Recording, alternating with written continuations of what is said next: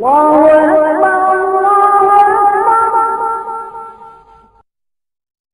اللہ الرحمن الرحیم۔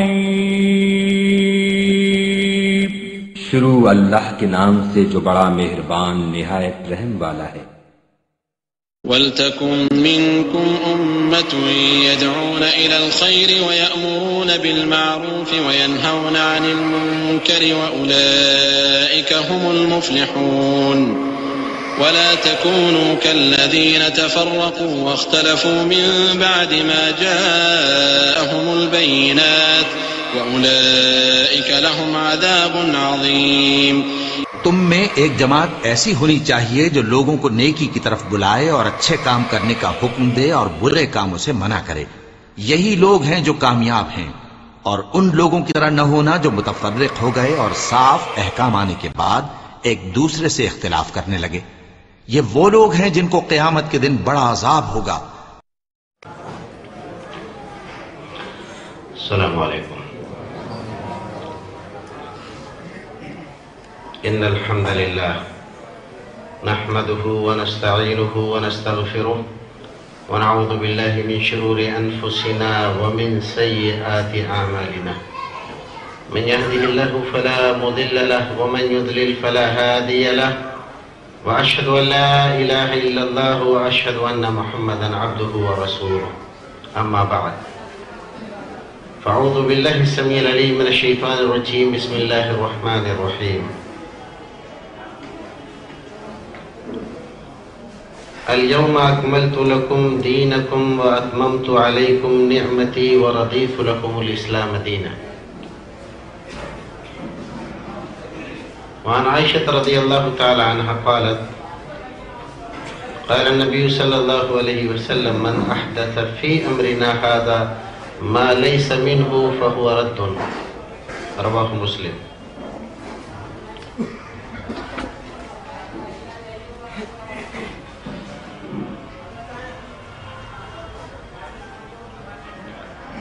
برادران اسلام، دینی بھائیوں،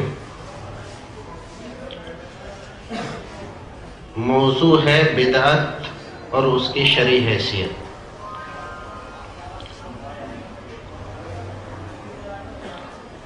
بدعت ایک ایسا موضوع ہے جس کی بہت شاخیں ہیں اور امت مسلمہ کے جسم میں یہ کینسر کی طرح سے اپنی جڑیں پھیلا چکی ہے۔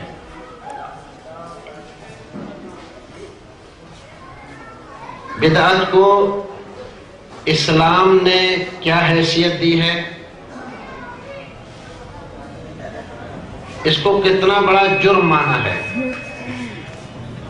بدعتی کی حیثیت کیا ہے۔ جو حضرات بدعت پرست ہیں، آخر وہ یہ سب کچھ جانتے ہوئے ان بدعات سے کیوں چمٹے ہوئے ہیں، اس کے پیچھے عوامل کیا ہیں، بدعت کے وہ کون سے نقصانات ہیں جو آج ہمارے سامنے ظاہر ہیں، اور بدعت پر عمل کرنے والے ان تمام نقصانات سے دوچار ہوتے ہیں۔ دنیا میں اس کا کیا اثر مرتب ہوتا ہے، اور آخرت میں بدعتیوں کے ساتھ کیا کیا جائے گا، یہ اور اس طرح کی کئی ذیلی سرخیوں کے ساتھ کچھ باتیں آپ حضرات کے سامنے رکھی جائیں گی، ساتھ ہی بعض شکوک و شبہات، مغالطے، دھوکے، چالاکیاں اور مسلمانوں کی لا علمی کا فائدہ اٹھا کر جو حضرات اپنی کرشمہ کاریاں دکھاتے رہتے ہیں، ان کی طرف بھی کچھ اشارے کیے جائیں گے۔ تو سب سے پہلے یہ سمجھیں کہ بدعت کا معنی کیا ہوتا ہے۔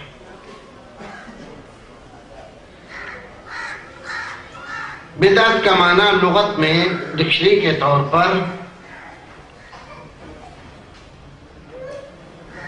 نئی چیز کے ہوتے ہیں، لیکن وہ نئی چیز ایسی جس کی کوئی دوسری مثال نہیں ہے، بغیر مثال سابق کے کسی چیز کو پیش کرنا، اس کو بدعت کہتے ہیں۔ اللہ رب العزت کے اسماء حسنہ میں ایک نام بدیع ہے، بدیع السماوات والارض، اور اس نام کا معنی یہی ہے کہ اس نے آسمان اور زمین کو بغیر مثال سابق کے وجود بخشا۔ یہ زمین جب اللہ رب العزت نے بنائی، اس کے سامنے کوئی اور مثال نہیں تھی کہ اس کو سامنے رکھ کر اس کو وجود بخشا۔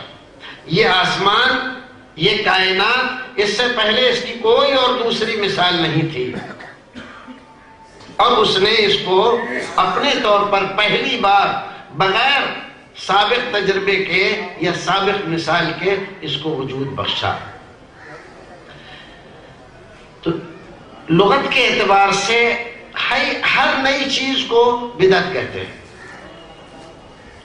لیکن دینی اعتبار سے بدعت نام ہے اس کام کا جو دین میں خیر القرون کے بعد نئی نکالی جائے، اس کی کوئی دلیل قرآن و سنت میں نہ پائی جائے، اس کے دوائی خیر القرون میں موجود تھے، عہد رسول میں، دور صحابہ میں اور زمانہ تابعین میں اس کی کوئی مثال نہیں پائی گئی، اور بعد والے لوگوں نے اس کو دین کا کام سمجھ کر ثواب کے لیے اللہ رب العزت کے یہاں اجر پانے کی نیت سے اس کو شروع کیا ہو۔ اب اس میں کئی ساری چیزیں ایسی ہیں جن پر دھیان دینا ضروری ہے اس بدعت کی شرعی تعریف میں۔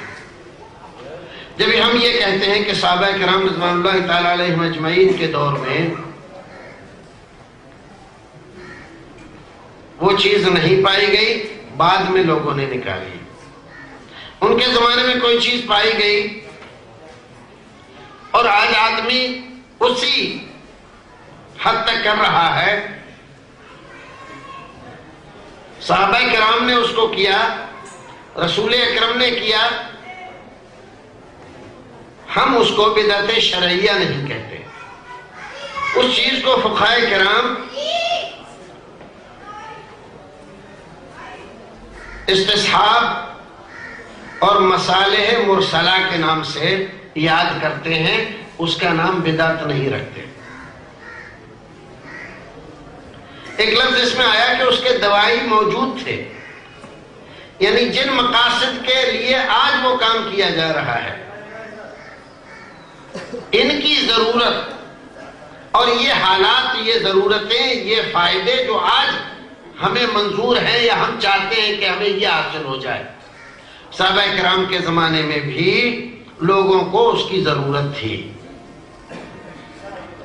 رسول اکرم کے زمانے میں بھی اس کی ضرورت تھی، وہ چیز موجود تھی، لیکن انہوں نے اس چیز پر عمل نہیں کیا۔ آج کچھ لوگ کر رہے ہیں تو اس کو بدعت کہیں گے، اس کو شبہات سے یا ادھر ادھر کی لنگڑی لولی دلیلوں سے درست ثابت کرنے کی اگر کوشش کرے گا تو یہ اس کی کوشش رائگاں مانی جائے گی اور اس کی کوئی حیثیت نہیں ہوگی۔ اب اس کی تھوڑی سی جو بعض حضرات کٹ حجتی کی بنیاد پر لوگوں کو ورغلانے کے لیے پیش کرتے ہیں، اس بات کو اس لفظ کی روشنی میں آپ کو سمجھا دوں۔ دیکھیے، آج ہمارے زمانے میں کچھ لوگوں نے مردے کو دفن کرنے کے بعد قبر پہ اذان دینا شروع کیا ہے، علماء کرام کی اکثریت آج بھی اس کو بدعت مانتی ہے، لیکن کچھ حضرات کہتے ہیں کہ نہیں یہ جائز ہے اور اس کا فائدہ ہے اور اس سے مردے کو فائدہ ہوتا ہے۔ اب یہ غور کرنے کی بات ہے۔ جس فائدے کے لیے آج ہم قبر پہ اذان دے رہے ہیں، جیسے لوگوں نے یہ بتلایا، لکھا ایک کتاب ہے ایذان الاجر باذان القبر، اس کتاب کے مصنف نے لکھا کہ اذان اس لیے دیتے ہیں ہم کہ جب دفن کرنے کے بعد، میت کے لیے دعا کرنے کے بعد جب لوگ واپس ہونے لگتے ہیں تو منکر نکیر آ جاتے ہیں اور اس سے سوال جواب کرتے ہیں، تمہارا رب کون، تمہارے رسول کون، تمہارا دین کیا؟ یہ 3 سوال اس سے کیے جاتے ہیں۔ چونکہ مردہ وحشت میں ہوتا ہے، نئی جگہ، نیا مقام، نئے لوگ، اور یہ جو آنے والے ہوتے ہیں ان کی ہیبت، ڈر، خوف، دہشت اتنی اس کے اوپر طاری ہوتی ہے کہ وہ گھبرا جاتا ہے۔ تو ہم اذان دلواتے ہیں۔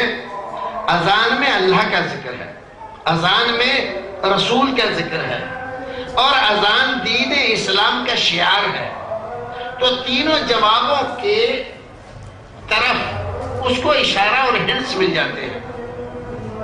جب وہ پوچھتے ہیں من ربک، تو یہاں اللہ اکبر جب مؤذن کہتا ہے تو وہ سمجھ جاتا ہے، جواب دے دیتا ہے کہ ربی اللہ۔ اور جب وہ پوچھتے ہیں من رجل الذی بعث فیکم، وہ کون آدمی تھا جو تمہاری طرف رسول بنا کر بھیجا گیا تھا، تو مؤذن کہتا ہے اشہد ان محمد رسول اللہ، تو اس کو فوراً دھیان آ جاتا ہے کہ وہ محمد صلی اللہ علیہ وسلم تھے۔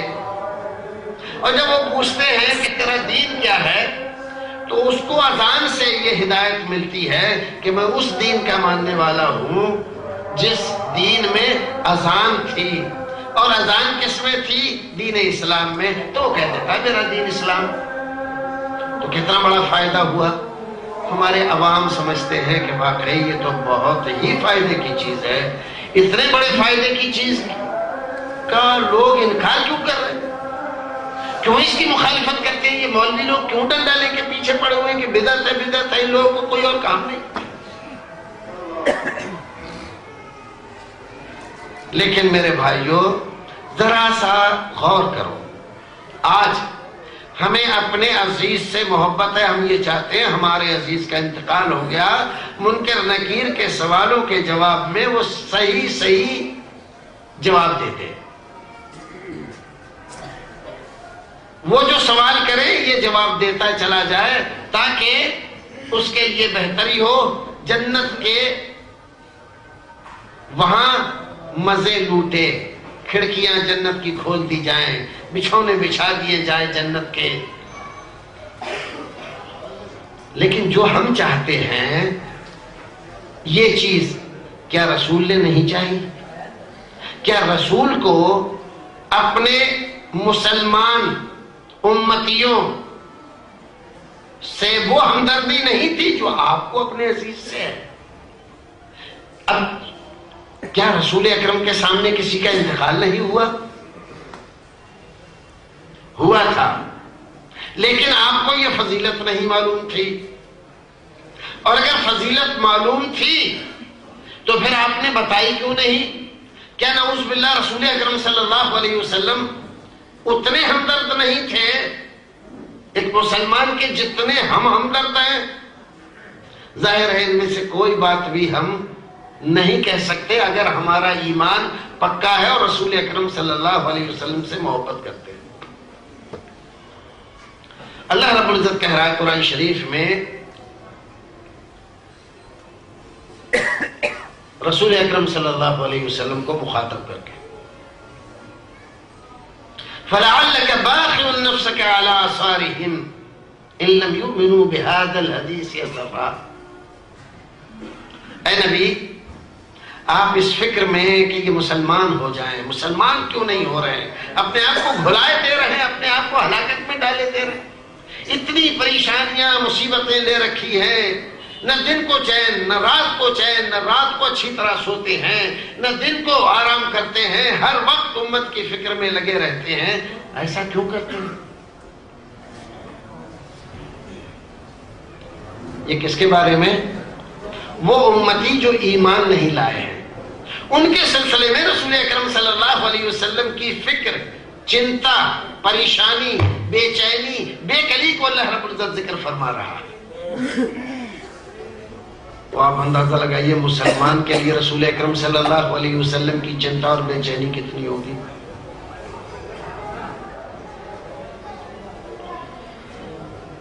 قرآن تو کہہ رہا ہے کہ ہم نے اپنے نبی کو رحمت للعالمین بنا کر بھیجا ہے. قرآن کہہ رہا ہے وَبِالْمُؤْمِنِينَ رَؤُوفٌ الرحیم. مومنین کے لیے تو یہ نبی رؤوف و رحیم ہے. تو رؤوف و رحیم نبی جو نہ کر سکا، نہ سوچ سکا، نہ جان سکا، کرنے کا حکم نہیں دیا، نہ کیا. ہم سوچ رہے ہیں ہمیں زیادہ ہمدردی ہے، مرنے والے سے رسول کو اتنی ہمدردی نہیں تھی. یہ توہین نہیں ہے رسول کی تو اور کیا ہے؟ رسول اکرم صلی اللہ علیہ وسلم کے سامنے ایک دن میں، 2 دن میں نہیں، ایک دن میں 70 صحابہ کرام، ایک جنگ میں، صرف ایک جنگ میں، ایک دن میں 70 صحابہ کرام شہید ہو جاتے ہیں. رسول اکرم صلی اللہ علیہ وسلم نے اذان دلوائی نہیں. آپ کے خاندان کے لوگ، عزیز رشتہ دار، آپ کی بیٹیاں، بیٹیوں کے بچے آپ کے سامنے، آپ کا اپنا بچہ آپ کی گود میں دم توڑ گیا، اذان دلوائی نہیں. حضرت ابوبکر صدیق، عمر فاروق، عثمان غنی، علی مرتضیٰ، ان حضرات کے رشتہ دار، ناطے دار انتقال کر گئے، لیکن ان حضرات نے نہ اذان دلوائی اور نہ اس کا حکم دیا کسی کو. کیوں؟ یہ فلسفہ وہ نہیں جانتے تھے. کیا ان کو ہمدردی نہیں تھی اپنے عزیزوں سے، یا وہ ناواقف تھے اس چیز سے جو ان لوگوں کو آج کے زمانے میں مل گیا ہے؟ ظاہر ہے یہ کہنا کہ یہ لوگ زیادہ علم والے ہیں صحابہ کرام کے مقابلے میں، یہ صحابہ کرام کی توہین ہے. اور یہ کہنا کہ ان کو ہمدردی نہیں تھی مرنے والوں سے، ان لوگوں کو زیادہ ہمدردی ہے، یہ بھی غلط ہے.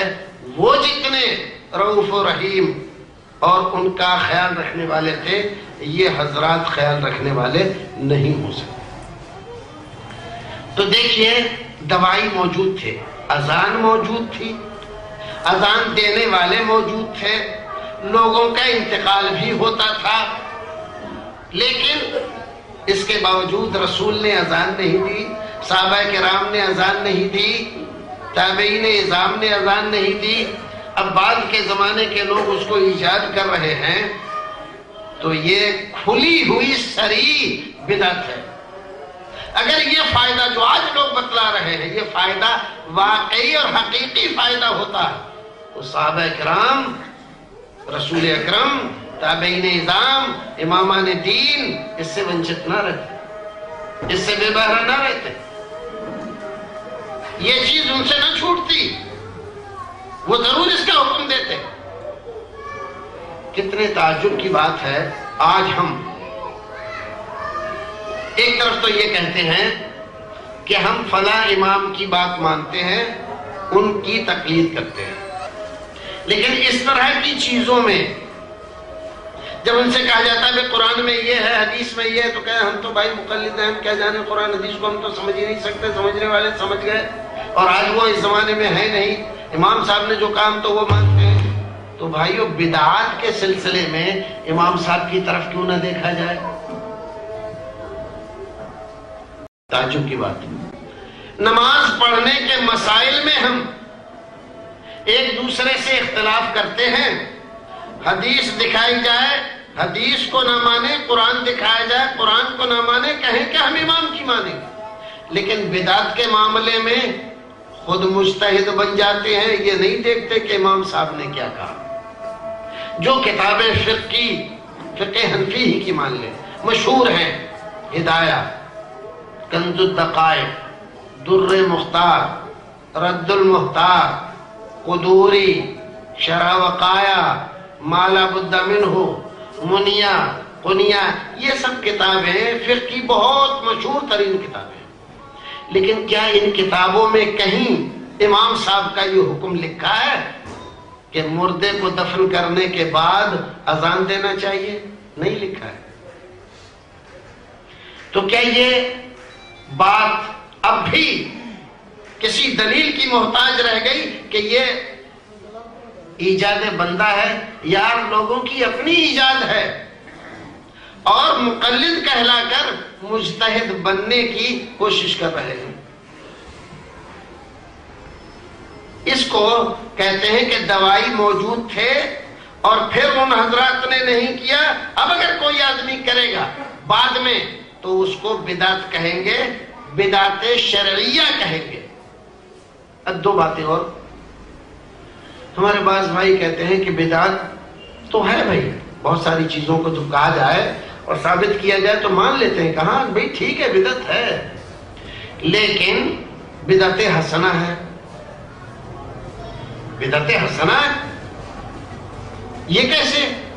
رسول اکرم صلی اللہ علیہ وسلم فرماتے ہیں کل بدعت ضلالہ، یہ حدیث ہے رسول اکرم، کل بدعتیں، ساری بدعتیں ضلالت اور گمراہی، اور ہر گمراہی جہنم میں لے جانے والی چیز ہے، جنت کی طرف نہیں لے جاتی کوئی بدعت۔ تو بھائی لوگ کیسے کہہ رہے ہیں کہ بدعت حسنہ ہے؟ کہا ہم ہی لوگ کہہ رہے ہیں، بڑے بڑے علماء نے لکھا ہے، اس کی کوئی دلیل بھی ہوگی؟ کہا کہ ہاں ہے نا دلیل۔ کہاں ہے دلیل؟ کہا دیکھیے حدیث شریف میں ہے من سنّا فی الاسلام سنتا حسنتا فلہ اجرہا واجر من عمل بہا۔ کہاں ہے؟ مسلم شریف میں۔ اتنی صحیح ترین کتاب میں جب موجود ہے تو کیسے انکار کر رہے ہیں لوگ کہ بدعت حسنہ نہیں ہے؟ اور ہمارے بیچارے کم پڑھے لکھے لوگ، دین کی کم واقفیت رکھنے والے ان کے دھوکے میں آ جاتے ہیں۔ بھائیو ذرا غور کرو، یہ ہمارے بھائی کیا کہہ رہے ہیں؟ بدعت حسنہ۔ دلیل میں کیا پیش کر رہے ہیں؟ من سنّا فی الاسلام سنتا حسنتا۔ حدیث کیا کہہ رہی ہے؟ سنت حسنہ۔ اور یہ حضرات کیا کہہ رہے ہیں؟ بدعت حسنہ۔ کتنا بڑا فرق! حدیث تو سنت حسنہ کی بات کر رہی ہے اور یہ بدعت حسنہ کی بات کر رہے ہیں۔ یہ حدیث من سنّا فی الاسلام سنتا حسنتا، اس کا ایک شان نزول ہے، شان ورود ہے۔ جیسے قرآن شریف کی آیتوں کا شان نزول ہوتا ہے، ایسے ہی محدثین نے احادیث کا شان ورود اور شان نزول، اور اس پر بعض محدثین نے باقاعدہ مستقل کتابیں لکھی ہیں، اسباب ورود الحدیث۔ کیا ہے اس کا شان نزول؟ رسول اکرم صلی اللہ علیہ وسلم ایک بار مسجد نبی میں تشریف رکھتے تھے، اتنے میں قبیلہ مضر کے کچھ لوگ آپ سے ملاقات کی غرض سے ایک وفد کی شکل میں تشریف لائے۔ رسول اکرم صلی اللہ علیہ وسلم نے جب ان کو دیکھا تو آپ کے دل پر بڑی رقت طاری ہوئی۔ کیوں؟ اس لیے کہ چہرے پر ہوائیاں اڑ رہی تھی ان کے، اور کوئی ایک آدمی بھی ایسا نہیں تھا کہ جس کے بدن پر کپڑے ثابت ہو گئے۔ بعض لوگ تو جانوروں کی کھال لپیٹے ہوئے تھے، کپڑے نام کی کوئی چیز تھی ہی نہیں ان کے پاس۔ یہ حالت دیکھ کر اور بھوک پیاس کی وجہ سے ان کے پیٹ سے ملے ہوئے تھے۔ رسول اکرم صلی اللہ علیہ وسلم نے ان تمام کو بٹھایا مسجد نبی میں، صحابہ کرام کو جمع کیا، اور جمع کرنے کے بعد پھر آپ نے صدقہ خیرات کرنے کی اپیل کی، اس کے فضائل بیان کیے، اور لوگوں سے کہا کہ یہ تمہارے بھائی ہیں، بہت دور دراز سے آئے ہیں، بڑے مجبور اور پریشان حال ہیں، ان کے پاس کھانے کے لیے کچھ نہیں ہے، پہننے کے لیے کپڑے نہیں ہیں، یہ تمہارے بھائی ہیں، تمہارے اوپر لازم ہے، ضروری ہے کہ تم ان کی مدد کرو۔ تو صحابہ کرام جو مجلس میں موجود تھے انہوں نے اپنے طور پر جو کچھ بھی ان کے پاس تھا چندے میں دینا شروع کیا۔ سب لوگ تھوڑا تھوڑا چندہ اپنے دے رہے تھے۔ اتنے میں ایک صحابی رسول اکرم صلی اللہ علیہ وسلم کے اپنے گھر جا کر واپس آئے، ان کے ہاتھ میں ایک بہت بڑی تھیلی تھی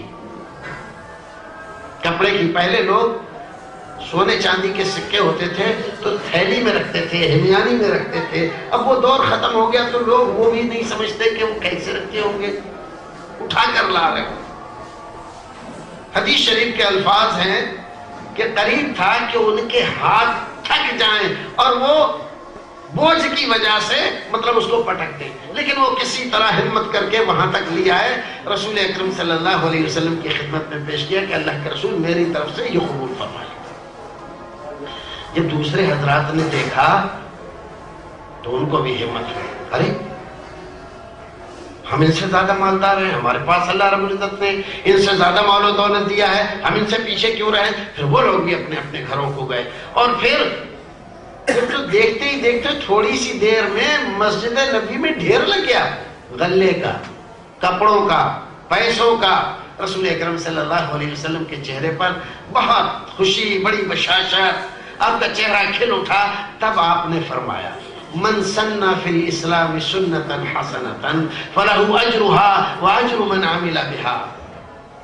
جو آدمی اسلام میں کسی سنت کو زندہ کرتا ہے، سنت حسنہ، اچھی سنت، تو اس آدمی کو اس کا ثواب ملتا ہے، اور جتنے لوگ اس کو دیکھ کر عمل کرتے ہیں پھر اس پر، تو ان کا ثواب بھی اس کو ملتا ہے، ان کے اجر میں سے کم نہیں ہوتا۔ اللہ رب العزت اس کو الگ سے اپنے فضل و کرم سے دیتا ہے۔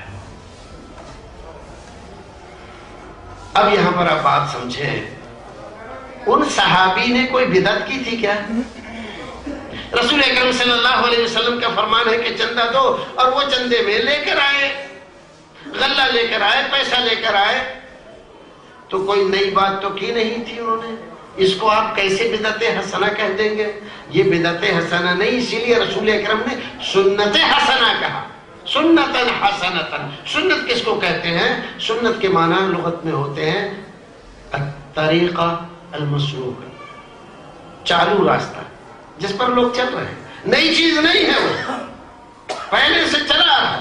چندہ دینے کا معاملہ، اللہ کے راستے میں خرچ کرنے کا معاملہ پہلے سے جاری ہے۔ اسلام میں حکم اللہ ہے، حکم رسول ہے، اور اس پر صحابہ کرام عمل کر رہے ہیں۔ اچانک ایک صاحب اس میں کسی واقعے سے متاثر ہو کر زیادہ چندہ دیتے ہیں، دوسرے لوگ اس کو دیکھ کر اس سے بہت زیادہ متاثر ہوتے ہیں اور وہ بھی بڑھ چڑھ کر حصہ لیتے ہیں۔ تو اس کا نام کیا ہے؟ سنت حسنہ۔ اس کا کوئی تعلق بدعت سے نہیں ہے کہ آپ کہہ دیں بدعت حسنہ، یہ بدعت حسنہ نہیں ہے۔ تو یہ ہمارے بھائیوں کا مغالطہ ہے، دھوکہ، فریب ہے۔ یہ عوام کی لا علمی کا غلط فائدہ اٹھا کر بدعت پر ان کو لے جا کر جھکا دیتے ہیں اور سنتیں ان سے چھڑوا دیتے ہیں۔ ایک اور شبہ، حضرت عمر بن الخطاب رضی اللہ تعالیٰ عنہ کا زمانہ ہے، رات کو رمضان کے مہینے میں وہ اپنے خزانچی کے ساتھ، جو بیت المال کا خزانچی تھا، اس کے ساتھ دورے پر نکلے۔ چلتے چلتے نبی سے بھی گزر ہوا، وہاں پر دیکھا آپ نے کہ ایک قاری پڑھ رہا ہے، اس کے پیچھے 2 آدمی ہیں، کسی کے پاس پیچھے 4 آدمی ہیں، کسی کے پیچھے 6 آدمی ہیں، کوئی آدمی اکیلا ہی پڑھ رہا ہے۔ مسجد نبی میں 10 یوں امام بنے ہوئے ہیں اور سب لوگ زور زور سے پڑھ رہے ہیں، کوئی کسی کی نہیں سن رہا۔ آپ نے کہا یہ تو بہت برا ہو رہا ہے۔ قرآن جب پڑھا جائے تو خاموش رہو اور اس کو سنو، حکم یہ ہے۔ اور یہ سب لوگ سن کوئی بھی نہیں رہا ہے، سب لوگ شور کر رہے ہیں ایک دوسرے کی آواز سے اپنی آواز ٹکرا رہے ہیں، قرآن کی مخالفت کر رہے ہیں۔ چلے آئے، سوچا کہ اگر ان تمام کو ایک قاری کے پیچھے جمع کر دیا جائے تو کیسا رہے گا۔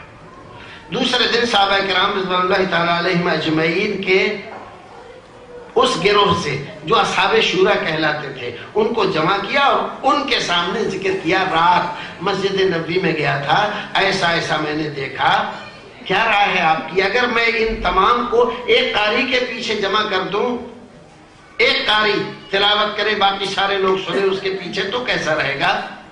سب نے کہا اچھا۔ بس حکم دیا، دو قاریوں کو تمیم داری اور ابی ابن کعب، یہ صحابہ کرام میں مشہور قراء میں ان کا شمار تھا۔ دونوں حضرات کو بلایا اور کہا کہ سنو، آج سے آپ حضرات مسجد نبوی میں امامت کریں گے اور سارے لوگوں کو تراویح آپ پڑھائیں گے۔ اس روایت میں یہ بھی تذکرہ ہے کہ 8 رکعت پڑھائیں گے۔ کہاں ہے یہ روایت؟ حدیث کی اکثر کتابوں میں ہے اور موطا میں۔ حضرت عمر بن الخطاب رضی اللہ تعالیٰ عنہ نے حکم دے دیا، دوسرے دن سارے لوگ ایک قاری کے پیچھے جمع ہو کر تراویح پڑھنے لگے۔ حسب معمول آپ پھر رات کو نکلے دیکھنے کے لیے تو دیکھا کہ سارے لوگ ایک ساتھ جمع سے نماز پڑھ رہے ایک قاری کے پیچھے۔ تو جب آپ نے یہ ملاحظہ فرمایا تو آپ کی زبان سے نکلا، نعمت البدعۃ ھذہ، نعمت البدعۃ ھذہ، یہ کتنی اچھی بدعت ہے۔ یہاں بدعت کا ترجمہ ہم نے بدعت کر دیا، کیوں؟ اس لیے کہ ہمارے بھائیوں کا استدلال اسی سے، ان کے کہنے کا مطلب تھا کہ یہ نیا طریقہ کل کے مقابلے میں کتنا اچھا ہے۔ ہمارے بھائی اس سے استدلال کرتے ہیں کہ نہیں، بدعت حسنہ ہے، کیونکہ حضرت عمر نے کہا، کیا کہا؟ نعمت البدعۃ ھذہ، تو انہوں نے بدعت حسنہ کہاں کہا؟ پھر اس سارے واقعے کو نظر انداز کر دینا جس چیز کو انہوں نے کہا، اور اس سے ایک نئی چیز نکال لینا، یہ اللہ سے ڈرنے کی چیز ہے۔ صحابہ کرام پر ایسا الزام لگانا، ان کو یہ کہہ دینا کہ انہوں نے بدعتیں ایجاد کی، بہت بڑی جرأت کی بات ہے۔ رسول اکرم صلی اللہ علیہ وسلم نے جب حکم دیا کہ میرے بعد بہت سا اختلاف تم لوگ دیکھو گے، فَإِنَّهُ مَن يَعِشْ بَعْدِي فَسَيَرَىٰ اخْتِلَافًا كَثِيرًا۔ صحابہ کرام نے پوچھا کہ اللہ کے رسول، جب یہ اختلاف کثیر ہو جائے تو ہم کیا کریں گے؟ جب یہ اختلاف برپا ہوگا تو فرمایا، فَعَلَيْكُمْ بِسُنَّتِي وَسُنَّةِ الْخُلَفَاءِ الرَّاشِدِينَ الْمَهْدِيِّينَ عَضُّوا عَلَيْهَا بِالنَّوَاجِذِ تَمَسَّكُوا بِهَا وَعَضُّوا عَلَيْهَا بِالنَّوَاجِذِ۔ دیکھیے صحابہ کرام رضوان اللہ تعالیٰ علیہم اجمعین میں خاص طور سے خلفائے راشدین کی سنتوں کو مضبوطی سے پکڑنے کا حکم دیا ہے۔ آج ہمارے بھائی یہ سوچ رہے ہیں کہ جیسے خلفائے راشدین نے، اگر بفرض محال مان لیا جائے کہ یہ نئی چیز نکالی تھی انہوں نے، حالانکہ نئی چیز نہیں نکالی، اگر ہم تسلیم کر لیں تھوڑی دیر کے لیے تو جیسے ان کو اجازت تھی ویسے ہی ہمیں بھی اجازت ہے، ہم بھی کوئی چیز نکالیں تو لوگوں کو اس کو بھی ماننا چاہیے جیسے ان کی بات مان لی گئی۔ تو یہ حضرات اپنے آپ کو خلفائے راشدین کے درجے میں رکھ رہے ہیں۔ کیا یہ صحابہ کرام رضوان اللہ تعالیٰ علیہم اجمعین خلفائے راشدین کا احترام ہے؟ کیا یہ ان کی تعظیم ہے؟ یا ان کے ساتھ توحید کا معاملہ ہے کہ آپ اپنے آپ کو ان کے برابر سمجھ رہے ہیں؟ جیسے ان کو کوئی چیز نکالنے کا اختیار تھا، ہمیں بھی اختیار ہے، لیکن ان کے بارے میں تو رسول نے یہ کہا، علیکم بسنتی و سنت الخلفاء الراشدین۔ تمہارے بارے میں کیا کہا ہے کہ 14ویں صدی کے مولوی کوئی چیز نکالیں تو اس کو بھی مان لینا اور عمل کرنا ہے؟ کہیں نہیں۔ اب اس اعتبار سے یہ غلط۔ اب آپ دیکھیے، تراویح کی نماز، صلاۃ اللیل، قیام اللیل یا قیام و شہر رمضان، احادیث میں اس نماز کو ان الفاظ سے یاد کیا گیا۔ وہاں لفظ یہ تراویح کا یہ بعد میں ایجاد ہوا ہے، احادیث میں لفظ تراویح کا نہیں ہے، وہاں قیام اللیل ہے، قیام شہر رمضان ہے، صلاۃ اللیل ہے۔ حضرت عمر بن الخطاب رضی اللہ تعالیٰ عنہ نے جو جماعت سے تراویح کروائی، کیا یہ بدعت تھی؟ اس کو بدعت کہنا اپنے عقل و دانش پر ماتم کرنا۔ رسول اکرم صلی اللہ علیہ وسلم نے اپنے دور میں، اپنے زمانے میں صحابہ کرام کو 3 دن جماعت سے یہ نماز پڑھائی تھی۔ چوتھے دن صحابہ کرام کی کثیر تعداد مسجد نبی میں حاضر ہو گئی، جس کو پتا چلا کہ آپ رات کو قیام رمضان کرتے ہیں اور جماعت سے نماز پڑھا رہے ہیں، تو اس فضیلت کو حاصل کرنے کے لیے، اس لذت کو حاصل کرنے کے لیے جو آپ کے پیچھے قرآن سننے سے ملتی تھی، صحابہ کرام دور دراز سے آ کر جمع ہو گئے۔ لیکن چوتھے دن رسول اکرم صلی اللہ علیہ وسلم نکلے نہیں حجرہ مبارک سے، اور ادھر صحابہ کرام تھوڑی تھوڑی دیر کے بعد آدمی اٹھتا مسجد سے، آپ کا حجرہ مسجد سے نکلا لگا ہوا تھا، وہاں جاتا، ہر ایک آدمی کوئی کھکار رہا ہے، کوئی مٹھار رہا ہے، کیا سوچ رہے ہیں کہ رسول اکرم کی شاید آنکھ لگ گئی، آپ شاید سو گئے، تو اس طرح سے ہم جگا دیں آپ کو تاکہ آپ نکلیں اور نکل کے ہمیں نماز پڑھائیں۔ لیکن آپ نکلے نہیں یہاں تک کہ فجر کیا تھا۔ جب سحری کا وقت ہوا، لوگ چلے گئے نماز، سحری وحری کھا کے آئے نماز فجر کی پڑھنے کے لیے، تو آپ نے نماز پڑھانے کے بعد کہا، رات جو کچھ تم کر رہے تھے نا، وہ مجھے سب معلوم ہے، میں کوئی سو نہیں رہا تھا۔ تم لوگ سوچ رہے تھے میں سو گیا تھا، میں سویا نہیں تھا، مجھے سب معلوم ہے جو کچھ تم کر رہے تھے، جو کھکار رہے تھے، مٹھار رہے تھے، کھانس رہے تھے، یہ سب میں دیکھ رہا، سن رہا۔ تو صحابہ کرام نے کہا کہ اللہ کے رسول پھر آپ نکلے کیوں نہیں؟ اگر جاگ رہے تھے تو ہم لوگ اتنی دور دور سے اس نماز کی فضیلت حاصل کرنے کے لیے آپ کے پیچھے، آپ کی زبان مبارک سے قرآن شریف سننے کے لیے آ کر ہوئے تھے، آپ آئے کیوں نہیں؟ تو آپ نے فرمایا اس لیے نہیں آیا، مجھے ڈر ہوا کہ کہیں اللہ رب العزت تمہارے ذوق شوق کو دیکھ کر اس نماز کو تمہارے اوپر فرض نہ کر دے۔ تو آج جو ذوق شوق تمہارے اندر ہے کل نہیں رہے گا، اور اگر فرض ہو جائے اور تم اس کو چھوڑ دو گے تو اللہ رب العزت عذاب دے گا۔ تو میں نہیں چاہتا کہ میری امت پر ایک فریضہ بڑھ جائے اور اس میں کوتاہی کرے تو اس کی پٹائی ہو۔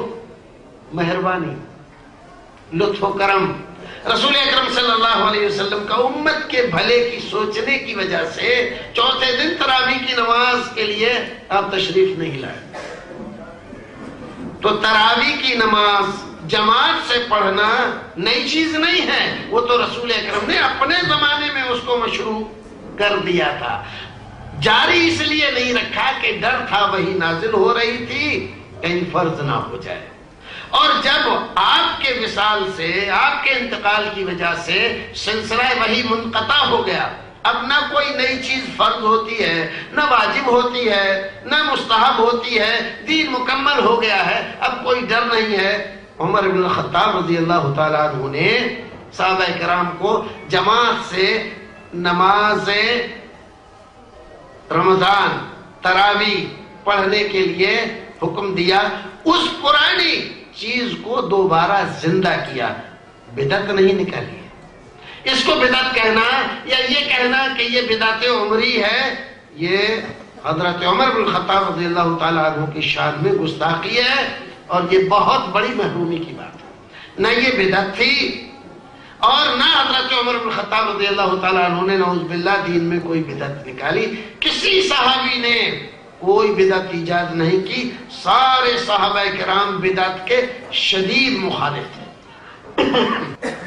اتنی بات اگر آپ کے سمجھ میں آئی تو ہم نے بتلایا کہ بدعت حسنہ کوئی چیز نہیں ہے، سنت حسنہ ہے، اور سنت حسنہ وہی ہے جس کے بارے میں رسول اکرم حکم دے گئے۔ قولاً فعلاً تقریراً جو چیز قرآن سے حدیث سے ثابت ہے اس پر عمل کرنا، یہ سنت حسنہ ہے، یہ بدعت حسنہ نہیں ہے۔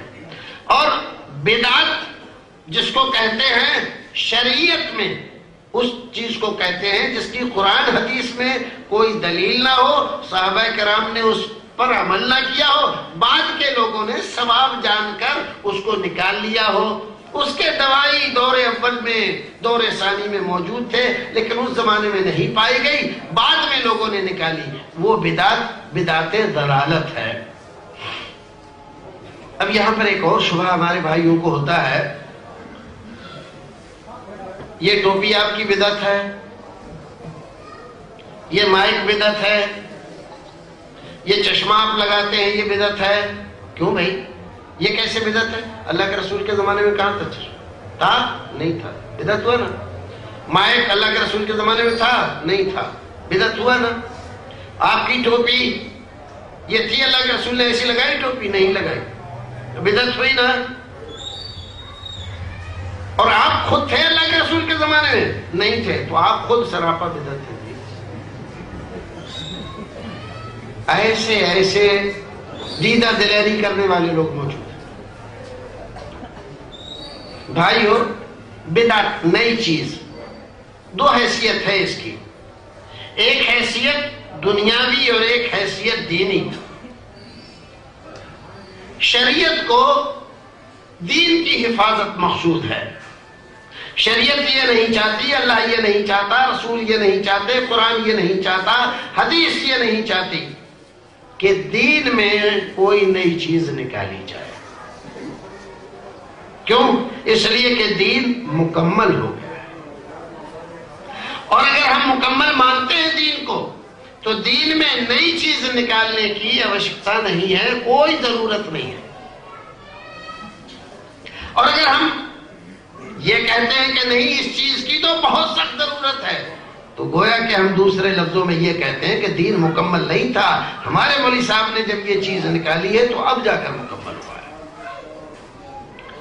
تو شریعت دین میں کسی بھی اضافے کی روادار نہیں ہے، لیکن دنیا کے معاملے میں پوری اجازت ہے۔ دنیا کے معاملے میں پوری اجازت ہے، آپ ہر دن نئی چیز ایجاد کریں، کوئی گناہ نہیں، کوئی عتاب نہیں، کوئی سزا نہیں، کوئی آپ کے اوپر فتویٰ نہیں، بلکہ آپ اگر وہ چیز معاشرے، سماج اور انسانی سماج کے لیے مفید ہے تو آپ ثواب کے مستحق ہیں۔ آج جس انداز سے ہم زندگی گزار رہے ہیں، مان لیجیے کپڑا بن رہے ہیں، ایک آدمی بہت محنت کرتا ہے تو 2-3 گز بن پاتا ہے۔ اگر کوئی ایسی مشین ایجاد کرتا ہے کوئی آدمی کہ 5 منٹ میں 2 گز کپڑا بن جائے اور اس سے انسانوں کو فائدہ ہو، نئی چیز ہے، یہ نئی مشین اس نے ایجاد کی، بہت اچھا، شریعت اس پر کوئی پابندی نہیں لگاتی، اچھا ہے، بہتر ہے، کار ثواب ہے، لوگوں کے لیے آسانی ہو گئی۔ پہلے اتنے بڑے مجمع کو ہم اپنی آواز پہنچانے کے لیے بہت چیخ چیخ کر بولتے تھے تو بھی ہماری آواز نہیں جانتی تھی، لیکن آج اس مشین کی جو مائک ہے، لاؤڈ سپیکر ہے، اس کی مدد سے دور دور تک ہماری آواز چلی جاتی ہے۔ جس آدمی نے بھی یہ ایجاد کیا، اگر مان لے مسلمان نے ایجاد کیا تو اچھا کام کیا، کوئی برا کام نہیں کیا۔ دنیا کے معاملے میں جتنی ایجادات آپ کرنا چاہتے ہیں کریں، شریعت کو اس سے کوئی لینا دینا نہیں، کوئی آپ کے اوپر پرتیبند نہیں، کوئی آپ کے اوپر اس سلسلے میں بندش نہیں، آپ خوب ایجاد کریں۔ لیکن بدقسمتی مسلمانوں کی یہ ہے، خاص طور سے ہمارے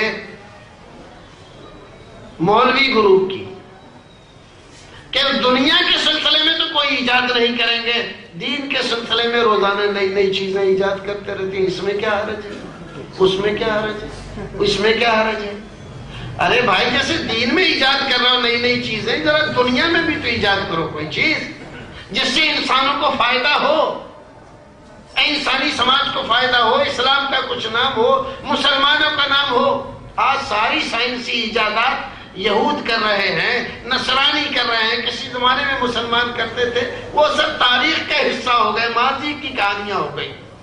آج مسلمان نہیں کر رہے. کیوں؟ اس لیے کہ انہیں دین ہی میں اضافے کرنے سے فرصت نہیں، اور ہم اسی بات پر لڑ رہے ہیں کہ نہیں بالکل جائز ہے.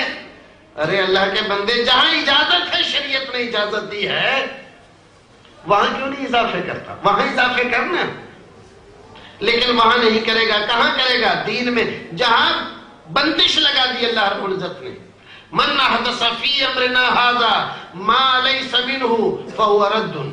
رسول اکرم فرماتے ہیں، حضرت عائشہ بیان کرتی ہیں، رسول اکرم نے فی امرنا ھذا، دیکھیے لفظ پر غور کریں، فی امرنا ھذا، ہمارے اس امر میں، دین میں، اے فی دیننا ھذا، ہمارے دین میں جس نے کوئی نئی بات نکالی، فہو رد. کیا معنی ہے ردن کے؟ اے مردود علیہ، وہ بات اس کے منہ پر مار دی جائے گی. وہ بات نکالی ہوئی بھی مردود ہے، جس نے نکالی وہ بھی مردود ہے، اور جو اس پر عمل کرے وہ بھی مردود ہے. اس میں ثواب کچھ نہیں ملے گا، بلکہ الٹا عذاب ہوگا. بعض لوگ کہتے ہیں بتائیں قرآن شریف ہی تو پڑھ رہے ہیں، اس میں کیا حرج ہے؟ بھئی کلمہ ہی تو پڑھ رہے ہیں، اس میں کیا حرج ہے؟ یہ بھی ہمارے زمانے میں ایک عجیب طرفہ تماشا ہے کہ دین میں اضافے کر کے آدمی کہتا ہے اس میں حرج کیا ہے. اگر کسی آدمی کی آنکھ میں سونے کا تھوڑا سا ٹکڑا لے کر اور ڈال دیا جائے تو کیا کرے گا؟ وہ خوش ہوگا کہ واہ میری آنکھ میں تو سونے کا ٹکڑا، اور پلاٹینم اس سے بھی زیادہ مہنگا ہے، سونے سے بھی زیادہ. اس کا ایک ذرہ اس کی دوسری آنکھ میں ڈال دیا جائے تو خوش ہوگا. اور اگر وہ درد سے بے چین ہو اور ہم کہیں گے اس میں کیا حرج ہے، تو سونا ہی ہے،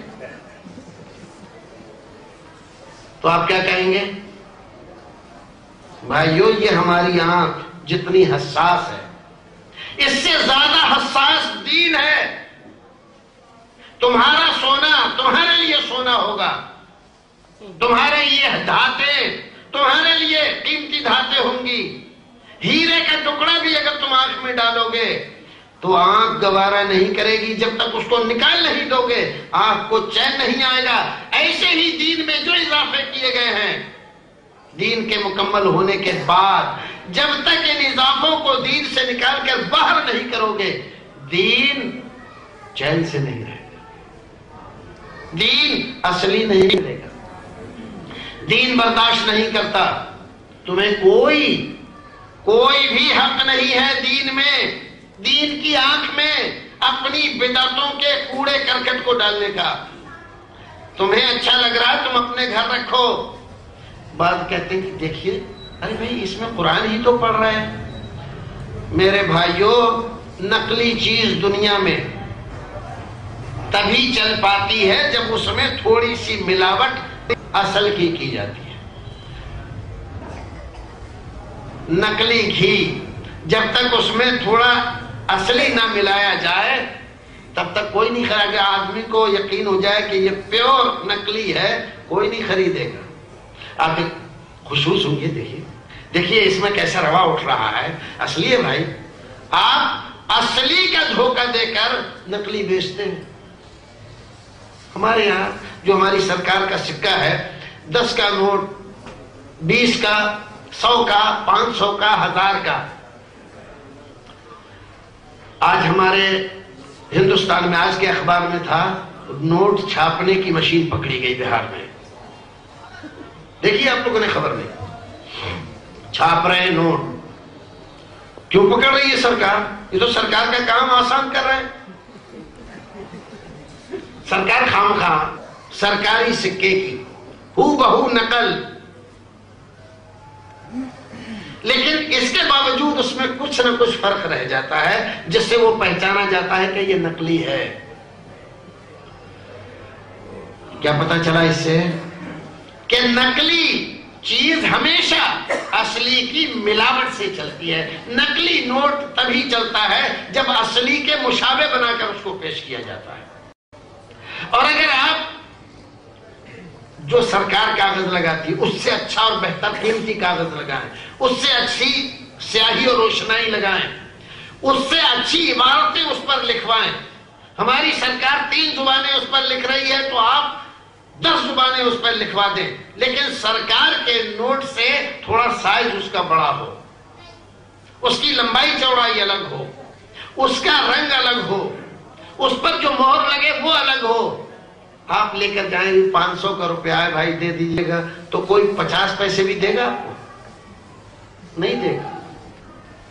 ایسے ہی دین کا معاملہ ہے. ساری بدعتیں رسول اکرم صلی اللہ علیہ وسلم کی کسی سنت کی آڑ میں، رسول اکرم کی محبت کی آڑ میں، بزرگان دین کی عقیدت کی آڑ میں، اولیاء کرام کی عقیدت اور اس کے جذبات کی آڑ میں پھیلائی جاتی ہیں. اور تبھی وہ بیچارے سادہ لوگ جو مسلمان ہوتے ہیں وہ ان کے یہاں قبول ہو جاتی ہے. کہا ٹھیک ہے بھائی، رسول اکرم سے تو ہمیں بھی محبت ہے تو یہ کام کرو. وہ کرنے لگ جاتا ہے بیچارہ بغیر یہ سوچے ہوئے کہ واقعی یہ محبت ہے بھی یا مجھے محبت کے نام پر دھوکہ دے رہا. رسول اکرم صلی اللہ علیہ وسلم کی ایک حدیث جو ہمارے بعض بھائی کہتے ہیں نا کہ اس میں حرج کیا ہے.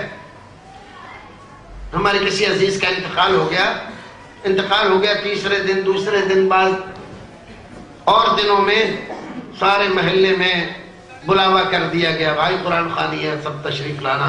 عورتیں بھی آ رہی ہیں، مرد بھی آ رہا ہے. آج کل مردوں کو تو زیادہ فرصت ہے نہیں، عورتیں بیچاری زیادہ اس میں حصہ لے رہی ہیں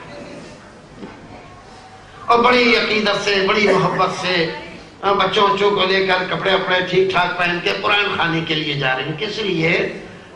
اگر وہ جنت سے ادھر رہ گیا ہو تو قرآن پڑھ کے زبردستی اس کو اندر کر دیا جائے. چاہے اس آدمی نے زندگی میں اپنے قرآن نہ پڑھا ہو، اب اس کا انتقال ہو گیا، اب یہ لوگ زبردستی پڑھ کر اس کو اندر کر رہے ہیں. جب منع کیا جائے کہیں اس میں کیا آ رہا ہے، جو قرآن ہی تو پڑھ رہے ہیں. اللہ کے بندو، قرآن جس کے اوپر نازل ہوا، قرآن جس نے سکھایا، قرآن جس نے سمجھایا، اس نے تو قرآن خوانی کی نہیں.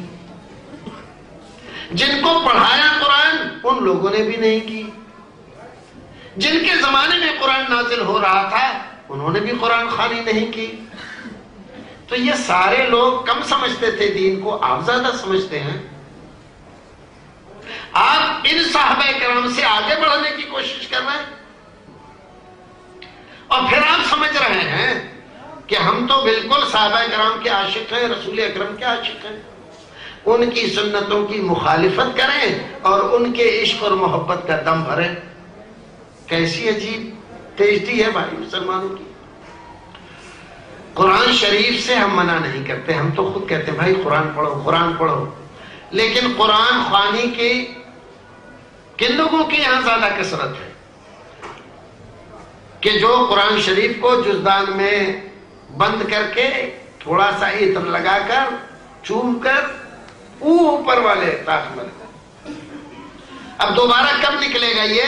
جب کوئی اور آدمی مر جائے گا محلے میں، اس سے پہلے توفیق نہیں ہے. تو کیا قرآن اس لیے آیا ہے؟ اب اگر کہو کہ بھئی قرآن پڑھو اور اس کو سمجھو، کم سے کم آپ 1 پارہ پڑھتے ہیں، 1 پارہ مت پڑھو، آدھا پارہ پڑھو. آدھے پارے کا جو ٹائم ہے وہ ترجمہ پڑھنے میں لگا دو تاکہ آپ کو پتا چلے کہ اس میں ہمارا رب کیا کہہ رہا ہے. تو آپ نہیں، اگر آپ نے پڑھنا شروع کیا اور کسی مولوی کے سامنے ذکر کیا، مولوی صاحب آج تو بڑا مزہ آ رہا ہے، اب میں قرآن شریف کو ترجمے سے پڑھ رہا ہوں. ارے یہ کیا کر رہے ہو؟ تم سمجھ سکتے ہو قرآن کو؟ ہمارے یار تمہیں اردو تک تو اچھی طرح آتی نہیں، تم کیا قرآن کو سمجھ سکتے ہو؟ ارے جو سمجھنے والے تھے وہ سمجھ گئے. 17 19 18 الگ الگ لوگ الگ الگ اتنے علوم جاننا چاہیے، ضروری ہے، تب قرآن کو سمجھ سکتے ہو. اب اس بندے سے پوچھو کہ جب ہم قرآن کو سمجھ نہیں سکتے ہیں تو یہ ترجمہ کیوں کیا ہے مولویوں نے؟ یہ اردو کا ترجمہ کس لیے کیا؟ کس عالموں کے لیے یا ہمارے لیے؟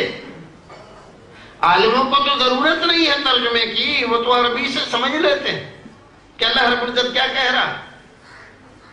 تو ظاہر ہے کہ ترجمہ اردو کا کس کے لیے کیا ہے؟ عوام کے لیے. اور عوام کو تم پڑھنے نہیں دے رہے ہو. لیکن اگر کسی کا انتقال ہو جائے تو اس پہ زبردستی پڑھوا رہے ہو کہ اس میں کیا حرج ہے. تو قرآن کا ترجمہ پڑھنے میں کیا حرج ہے یہ کیوں نہیں کہتے؟ لیکن وہ نہیں کہیں گے. کیوں؟ اس لیے کہ اگر وہ ترجمہ پڑھنے لگا اور اسی طرح سے ایک بار بھی قرآن پر پورے پہ نظر اس کی چلی گئی تو کسی جال میں نہیں پھنسے گا، کسی پھندے میں نہیں آئے گا، آزاد ہو جائے گا، ہماری پکڑ سے نکل جائے گا. اس چکر میں اس کو نہیں پڑھنے دیتے. بھائیو، یہ جو حرج کی بات آپ کہتے ہیں نا کہ اس میں کیا حرج ہے، سب سے بڑا حرج تو اس میں یہ ہے کہ ہم رسول اکرم کی سنت کے خلاف کریں اور یہ سمجھے کہ اس میں کوئی حرج نہیں ہے. جو آدمی رسول اکرم کی سنت کے خلاف کام کرے اور پھر یہ سمجھے کہ کوئی حرج نہیں ہے، وہ بہت بڑی جرأت کا کام کر رہا ہے. حضرت علی رضی اللہ تعالیٰ عنہ، علی ابن ابی طالب رسول اکرم صلی اللہ علیہ وسلم کے داماد، حسن و حسین کے باپ، حضرت فاطمہ کے شوہر نامدار، عید کی نماز پڑھنے کے لیے جاتے ہیں. ایک آدمی آیا اور آ کر اس نے نیت باندھنا شروع کی تو انہوں نے پکڑ لیا. کیا کر رہے ہیں؟ کہا کہ وہ سنت.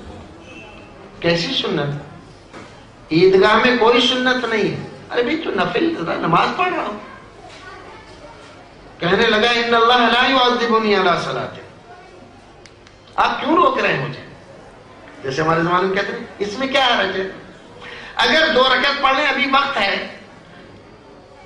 9 بجے نماز ہوگی، ابھی 8:30 بجے، آدھا گھنٹہ ہے، اگر 2-4 رکعت پڑھ لیں گے تو کیا حرج ہے؟ بھئی تھوڑا اللہ اللہ ہی کر لیں گے نا. نماز میں ساری دعائیں ہیں، تو اس وقت کو اگر ہم نماز میں لگا دیں تو اس میں حرج کیا ہے؟ بات تو سمجھ میں آتی ہے. ہمارے زمانے کے اعتبار سے تو حضرت علی رضی اللہ تعالیٰ عنہ غلط کر رہے تھے. اور اس آدمی نے بہت معقول بات کہی کہ اللہ رب العزت آپ منع کر رہے ہیں خواہ. اتنا میں جانتا ہوں، یہ تو مجھے پتا نہیں کہ یہ سنت ہے یا سنت نہیں ہے، لیکن میں اتنا جانتا ہوں کہ اللہ رب العزت نماز پڑھنے پہ مجھے عذاب نہیں کرے گا. حضرت علی رضی اللہ تعالیٰ عنہ نے جواب کیا دیا؟ فرمایا کہ ہاں یہ بات تو تیری صحیح ہے، اللہ رب العزت تجھے نماز پڑھنے پہ ثواب عذاب نہیں دے گا، لیکن جو تو رسول اکرم صلی اللہ علیہ وسلم کی مخالفت کر رہا ہے، اس مخالفت پر اللہ رب العزت تجھے ضرور عذاب دے گا. نماز پڑھنا برا نہیں ہے، لیکن رسول اکرم صلی اللہ علیہ وسلم کی مخالفت یہ بہت بری بات ہے. اللہ رب العزت کسی عمل پر ثواب تبھی دیتا ہے جب رسول اس کو کرے یا کر کے بتلائیں یا کرنے کا حکم دے. اور رسول اکرم صلی اللہ علیہ وسلم نے عید کے میدان میں سوائے 2 رکعت کے جو جماعت سے پڑھی جاتی ہے، نہ آگے نہ پیچھے کوئی نفل نماز نہیں بتلائی ہے. اب اگر تو پڑھے گا تو رسول کی مخالفت کرے گا اور اس مخالفت پر اللہ رب العزت تجھے ضرور عذاب دے گا. دیکھو یہ وہ لوگ تھے جن کو رسول اکرم صلی اللہ علیہ وسلم نے دین سکھایا تھا، جن کو آپ نے ٹرین کیا تھا، جنہوں نے ڈائریکٹ رسول اکرم سے دین سیکھا تھا، جن کے زمانے میں قرآن نازل ہو رہا تھا، جن کے سامنے وحی اتر رہی تھی. انہوں نے دین کو سمجھا کہ دین اصل کیا ہے؟ رسول اکرم صلی اللہ علیہ وسلم کی فرما برداری کا نام ہے. اگر آپ کی فرما برداری بندہ نہیں کرتا ہے تو اس کی نماز، اس کا روزہ، اس کے حج، اس کی زکوٰۃ، اس کا تلاوت قرآن، ساری تسبیحات تحلیلات سب بیکار ہیں۔ کیوں؟ اس لیے جیسے ہمارے یہاں ہے، ہمارے یہاں سکہ وہ چلتا ہے مارکیٹ میں جس پر سرکار کی مہر لگی ہو۔ اگر سرکار کی مہر نہیں لگی ہے تو وہ سکہ مارکیٹ میں نہیں چلتا، اور وہ سکہ جب تک مہر نہیں ہوگی سرکار کی، کوئی آدمی چاہے 50 روپے کا 500 روپے کا نوٹ ہو، 50 پیسے کی بھی کوئی چیز آپ کو نہیں دے گا۔ تو ہمارے یہاں حکومت میں سرکار کا سکہ چلتا ہے، اللہ رب العزت کے یہاں ہمارے نبی اکرم صلی اللہ علیہ وسلم کی سرکار کا سکہ چلتا ہے۔ وہاں پر بھی کوئی عمل اس وقت مقبول ہوتا ہے جب رسول اکرم صلی اللہ علیہ وسلم کی مہر لگی ہو۔ اگر مہر آپ کی نہیں لگی ہے، چاہے نماز ہو، چاہے روزہ ہو، چاہے حج ہو، چاہے زکوٰۃ ہو، صدقات ہو، خیرات ہو، نوافل ہو، مستحبات ہو، مندوبات ہو، کوئی بھی ہو، سب آدمی کے منہ پر مار دیے جاتے ہیں۔ کیوں؟ اس لیے کہ رسول کو بھیجا کس لیے اللہ نے؟ بھیجا اس لیے ہے لَقَدْ كَانَ لَكُمْ فِي رَسُولِ اللَّهِ أُسْوَةٌ حَسَنَةٌ، رسول کو ہم نے آئیڈیل بنا کر بھیجا ہے، نمونہ بنا کر بھیجا ہے۔ جو کہتا ہے وہ کرو، جیسا کرتا ہے ویسا کرو، اور جس کے کرنے کا حکم دیتا ہے اس کو بجا لاؤ، منمانی مت کرو۔ ہم بندے ہیں، ہم غلام ہیں، غلاموں کا کام غلامی کرنا ہے، نہ ہم آقا ہیں، نہ ہمارا منصب آقائی ہے۔ آقا رسول اکرم صلی اللہ علیہ وسلم ہیں، وہ جو کہیں گے جہاں روکیں وہاں رک جائیں، اور جہاں کہیں چلو تو چلنے لگ جائیں۔ یہ منصب اللہ رب العزت نے آپ کو دیا ہے، آپ کے علاوہ امت میں کسی کا یہ درجہ نہیں ہے۔ دیکھو ایک حدیث مسلم شریف کے رسول اکرم صلی اللہ علیہ وسلم کہ 3 صحابہ کرام آپ کے گھر گئے، معلوم یہ کرنا چاہتے تھے کہ رسول اکرم دن و رات میں کتنی عبادت کرتے ہیں، لیکن اتفاق کی بات کہ رسول اکرم صلی اللہ علیہ وسلم گھر پہ موجود نہیں تھے۔ ازواج مطہرات سے پوچھا انہوں نے، تو انہوں نے بتلایا بات کیا ہے، آپ تو ہیں نہیں، تو کہا ہم یہ پوچھنا چاہتے تھے کہ آپ دن و رات میں کتنی عبادت کرتے ہیں۔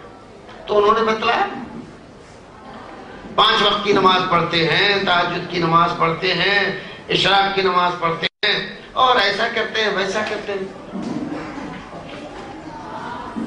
ان لوگوں نے یہ سننے کے بعد تفصیلات فَكَأَنَّهُمْ تَقَالُّوهَا، ان لوگوں نے اس کو بہت کم خیال کیا، یہ سوچا کہ رسول اکرم صلی اللہ علیہ وسلم تو بخشے بخشائے ہیں، آپ کو زیادہ عبادت کرنے کی ضرورت نہیں ہے، لیکن ہم لوگ تو عام لوگوں میں سے ہیں، گنہگار ہیں، ہمیں زیادہ عبادت کرنی چاہیے۔ اور یہ کہہ کر ایک صاحب نے کہا کہ بھائی آج سے ہم ساری رات عبادت میں گزاریں گے، سوئیں گے نہیں۔ دوسرے صاحب نے کہا کہ اور ہم آج سے ہر دن روزہ رکھیں گے، کسی دن افطار نہیں کریں گے۔ تیسرے صاحب نے کہا کہ دیکھو مجھے تو ایسا لگتا ہے کہ عبادت الہی سے غافل کرنے والی اگر کوئی چیز ہے تو یہ بیوی بچے ہیں، بس آج سے یہ جھنجھٹ ہی نہیں رکھے۔ تینوں آدمیوں نے یہ بات کہی اور وہاں سے چلے آئے۔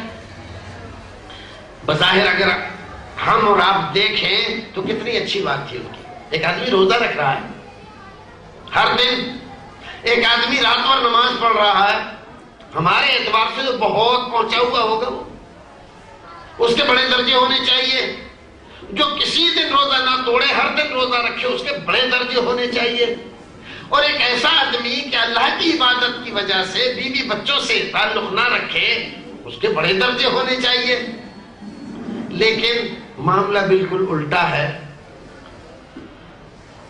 رسول اکرم صلی اللہ علیہ وسلم جب تشریف لائے گھر تو ازواج مطہرات نے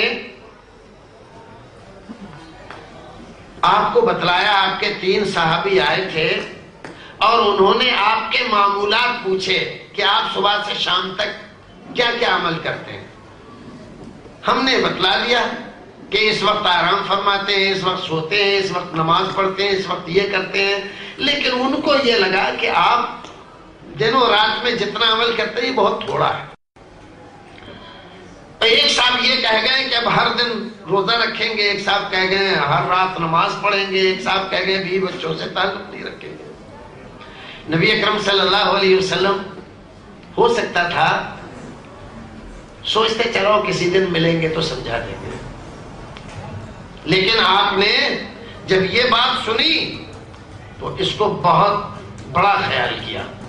فوراً گھر سے مسجد نبی پہنچے، حضرت بلال کو بلایا، کہا منادی کرو سارے لوگ جمع ہو جائیں مسجد میں. ندا کر دی گئی، حی علی الصلاۃ. سارے لوگ جمع ہو گئے. جب سب جمع ہو گئے تو رسول اکرم صلی اللہ علیہ وسلم نے فرمایا ما بال الناس، لوگوں کو کیا ہو گیا ہے کہ ایسا ایسا کہہ رہے ہیں.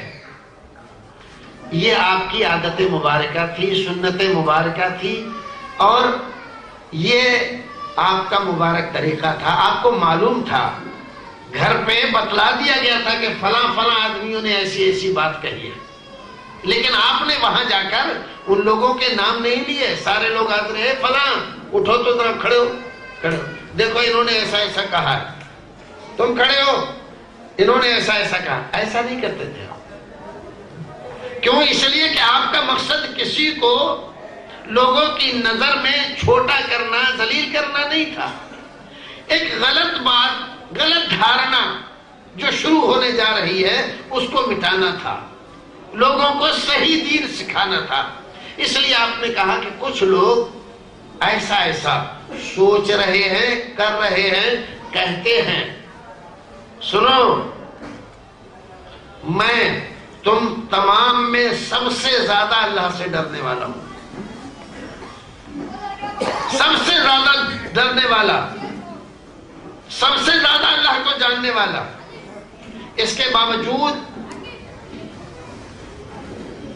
میں سوتا بھی ہوں، جاگتا بھی ہوں، روزہ بھی رکھتا ہوں، افطار بھی کرتا ہوں، نماز بھی پڑھتا ہوں، آرام بھی کرتا ہوں، اور شادی بھی کر رکھی ہے، میرے بیوی بچے بھی ہیں.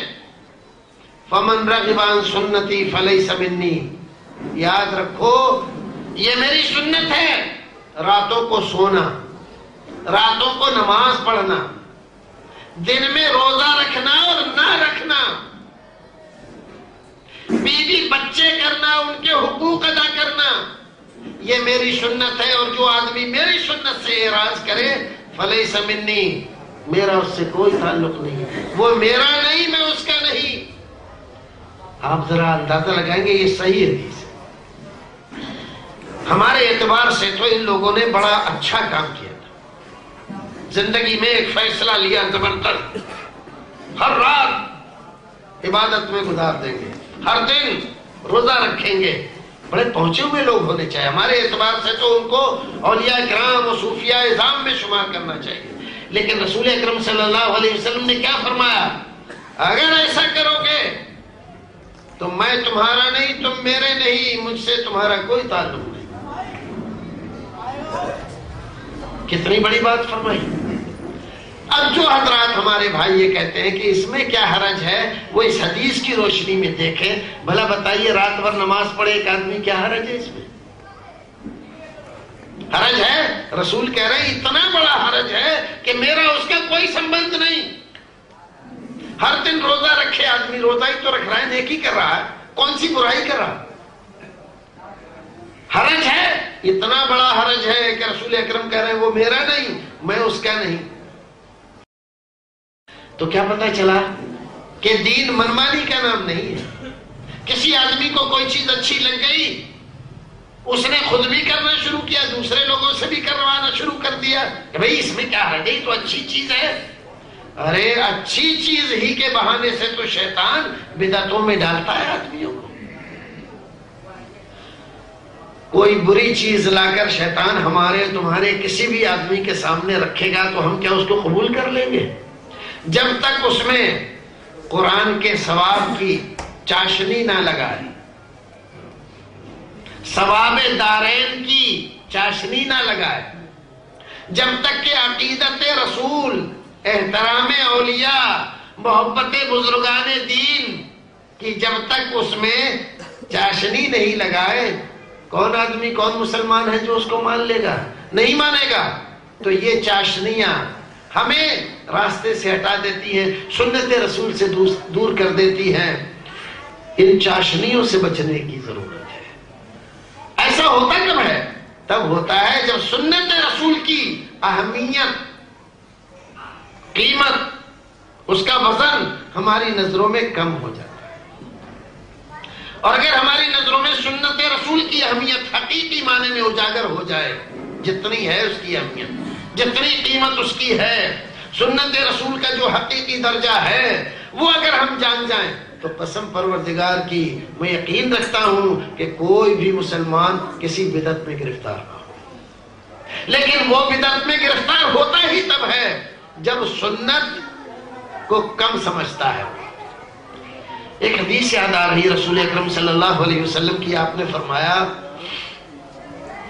کہ جب جب کوئی قوم کوئی بدعت ایجاد کرتی ہے، مبتدا قوم بدعتن، نتیجے میں اللہ رب العزت ایک سنت کو ان سے اٹھا لیتا ہے، اور تب تک ان کو وہ سنت نہیں ملتی جب تک کہ وہ اس بدعت کو چھوڑ نہ دے۔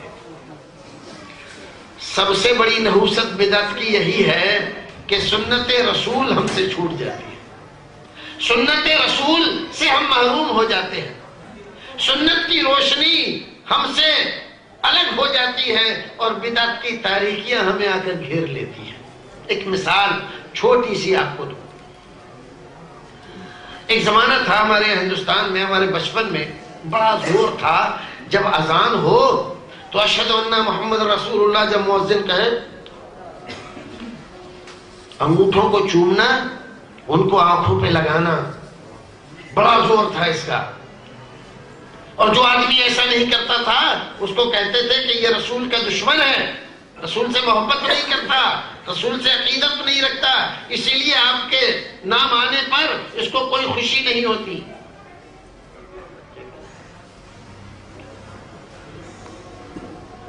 اس زمانے میں بہت یہ مسئلہ زوروں پر تھا۔ رفتہ رفتہ کیا ہوا کہ وہ دور ختم ہو گئی، وہ شدت جاتی رہی۔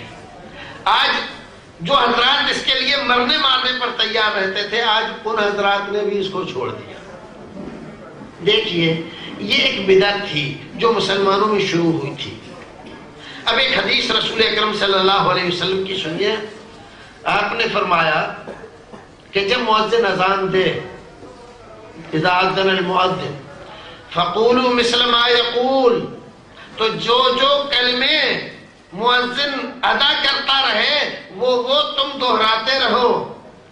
ایک روایت میں الا الحیلتین، سوائے حی علی الصلاۃ اور حی علی الفلاح کے، جب یہ کہے تو اس پر لا حول ولا قوت الا باللہ کہو۔ باقی جتنے کلمے ہیں ان تمام پر کیا کہنا ہے؟ جو مؤذن کہہ رہا ہے۔ سنت کیا تھا کہ جو مؤذن کہے وہ کلمہ ہم دہرائیں۔ اس کا ثواب کیا بتلایا رسول اکرم نے؟ حدیث میں فرمایا کہ جو آدمی مؤذن کے ساتھ ساتھ ان کلموں کو دہراتا ہے، ثم یصلی علیہ، پھر میرے اوپر درود پڑھتا ہے، ثم یسأل اللہ علی الوسیلہ، پھر اللہ رب العزت سے میرے لیے وسیلہ مانگتا ہے۔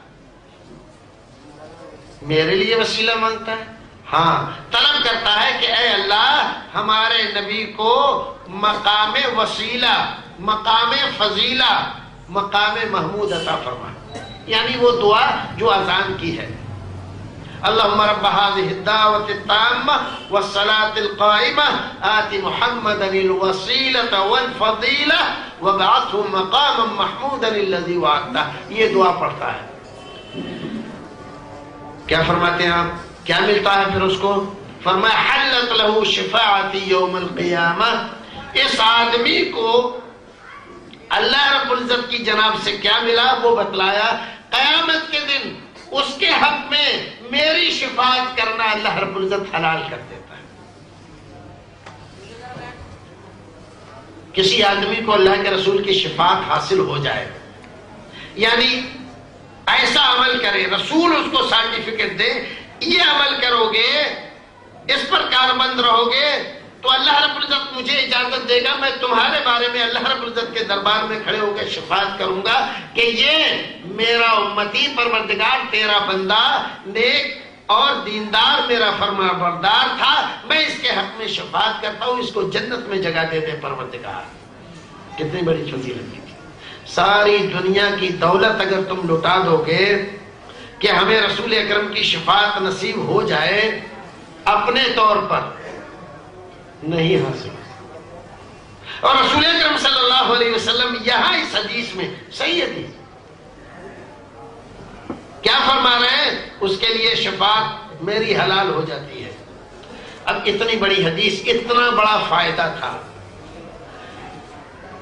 اب ایک بدعت آئی، کسی آدمی نے بدعت نکالی، انہوں نے ایک چیز نکالی کہ جو آدمی اشہد ان محمد رسول اللہ سنتا ہے مؤذن سے، پھر ان انگوٹھوں کو چومتا ہے، پھر ان کو آنکھوں سے لگاتا ہے، تو اس کا کیا فائدہ ہوتا ہے کہ اس کی آنکھیں نہیں دکھتی، اس کی آنکھیں نہیں دکھتی۔ ایک طرف رسول اکرم کہہ رہے ہیں کہ میں جو بتلا رہا ہوں اس پر عمل کرے گا تو میری شفاعت کا مستحق ہو جائے گا، اور یہ جنہوں نے یہ بدعت ایجاد کی وہ اس کا فائدہ کیا بتلا رہے ہیں کہ اس کی آنکھیں نہیں دکھیں گی۔ ایک آدمی کی آنکھیں نہ دکھیں اور شفاعت رسول سے محروم ہو جائے، یہ سودا گھاٹے کا ہے کہ نفع کا ہے؟ اس سے بڑا گھاٹے کا سودا اور کیا ہو سکتا؟ ارے اس کی آنکھیں دنیا کو دیکھتی رہے، اس کی دل کی آنکھیں تو اندھی ہو گئی کہ سنت رسول کو نہیں دیکھتا، کیا فائدہ؟ بصارت ہے بھی تو کیا فائدہ کہ بصیرت نہیں ہے؟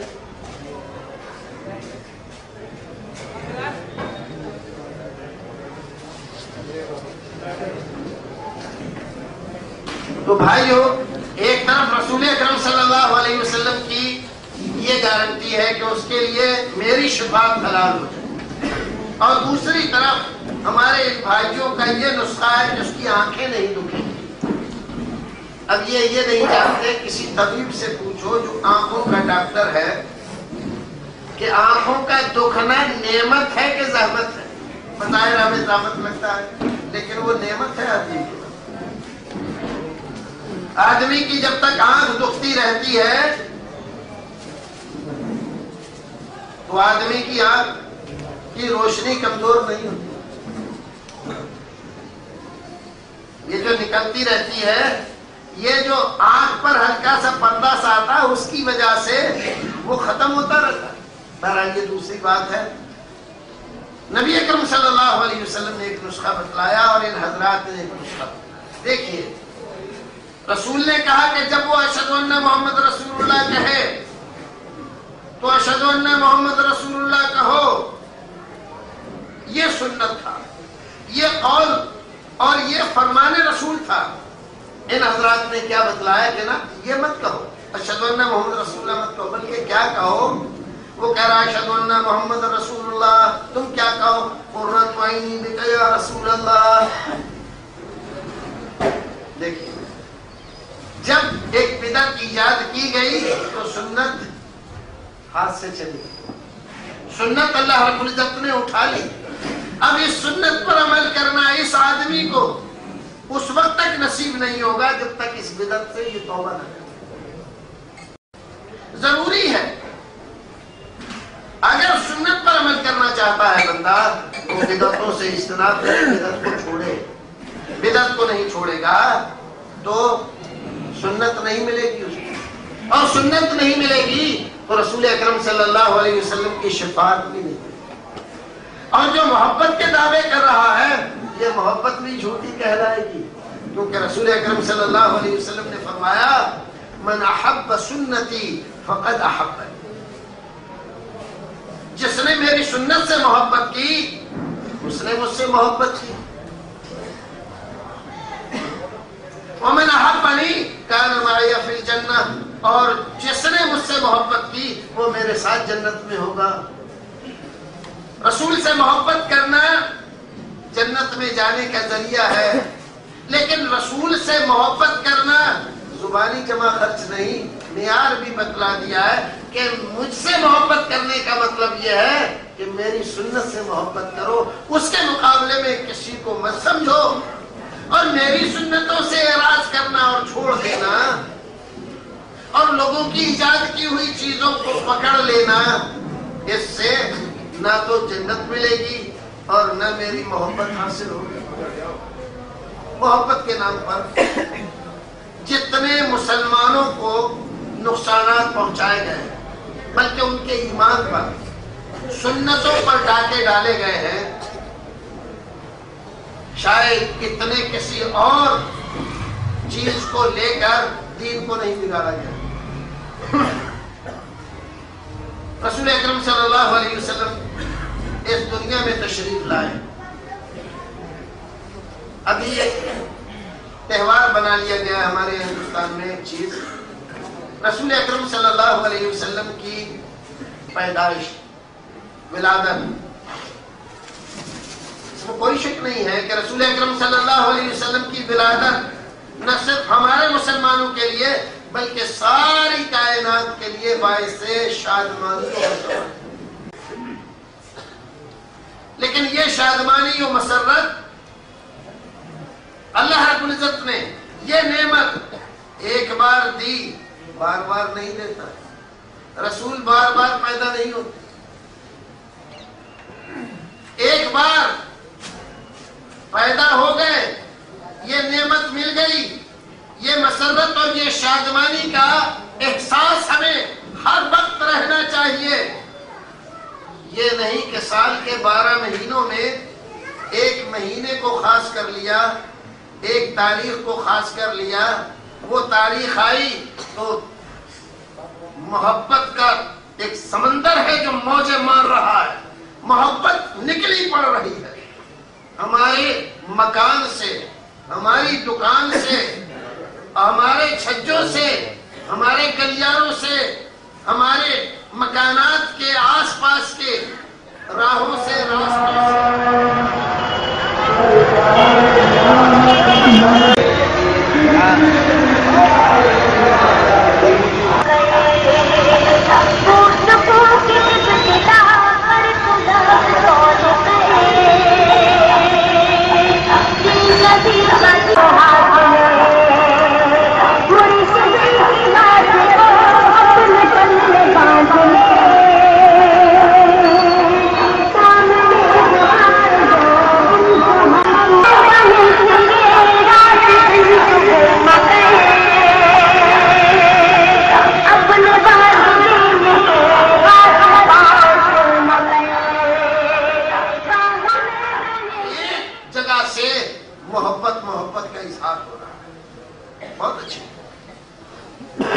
بہت اچھی بات ہے، اور وہ تاریخ نکل گئی، ہمارے گھر، ہماری دکانیں، ہمارے دل اور ہمارے گلیارے، ہمارے محلے، ہماری آبادیاں، ہماری بستیاں سب سونی پڑی ہوئی ہے۔ کیوں؟ اب محبت نہیں ہے، کیوں؟ اب عقیدت نہیں ہے۔ رسول اکرم کی ولادت کی خوشی اب نہیں ہے۔ اگر خوشی کا مطلب جھنڈیاں اور ڈنڈیاں، اگر خوشی کا مطلب یہ شادیاں اور اب نعت پیش کر رہا ہوں۔ خواتین و حضرات، قرآن مجید کا 15واں پارہ، سبحان الذی، پاک ہے وہ ذات جس نے اپنے عبد کو سیر کرائی راتوں رات مسجد الحرام سے مسجد الاقصی تک خواتین و حضرات تفسیر پیش کر رہا ہوں. اللہ ہی جانے کون بشر ہے. توجہ.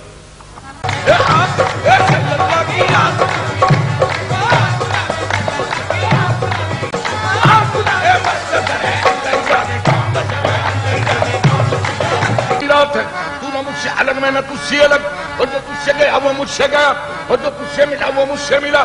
بس یہی فیصلہ آج کی رات ہے. پھر کہا آپ نے سلمان میرا دیکھ لے، جو تجھے دیکھ لے وہ مجھے دیکھ لے، میں تجھے دیکھ لوں تو مجھے دیکھ لے. دیکھنے کا مزہ آج کی رات ہے. سنیوں کا رخ اجالا، دشمنوں کا مکالا، سب جھوم کے بولو، ہاتھ اٹھا کر بولو، پرچم لہرا کر بولو، پرچم لہرا کر بولو. یا نبی سلام علیکہ، یا رسول سلام علیکہ. است پہلے غوث اعظم، گنج بخش فیض عالم، صدقہ امام اعظم. دور ہو سب ہی کے رنج و غم، آقا ہے مخالف زمانہ، کدھر جائیں ہم. اللہ اور حالت بے کسی کس کو دکھلائے ہم.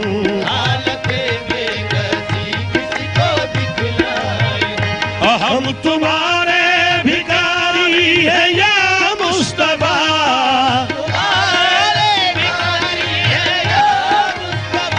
کس کے آگے بھرات پھیلائے ہم. بھر دو جھولی میری سرکار مدینہ،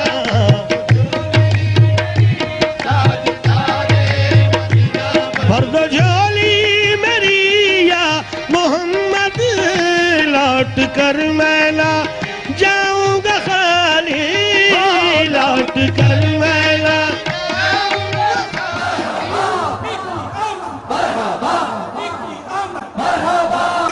سرور کی آمد، دلبر کی آمد، انور کی آمد، منیر کی آمد، سراج کی آمد، نبی کی آمد. ہم جھوٹ کے بولو، کل بولو، ارے اونچا بولو اور اونچا بولو. آقا کی آمد، داتا کی آمد. سرور جو مانگے نا ہے مانگو،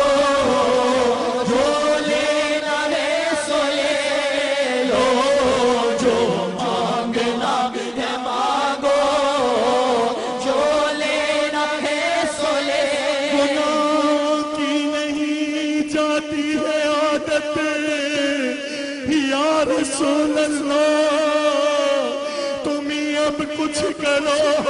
ماہ رسالت یا رسول اللہ میں بچنا چاہتا ہوں، ہائے پھر بھی بچ نہیں پاتا.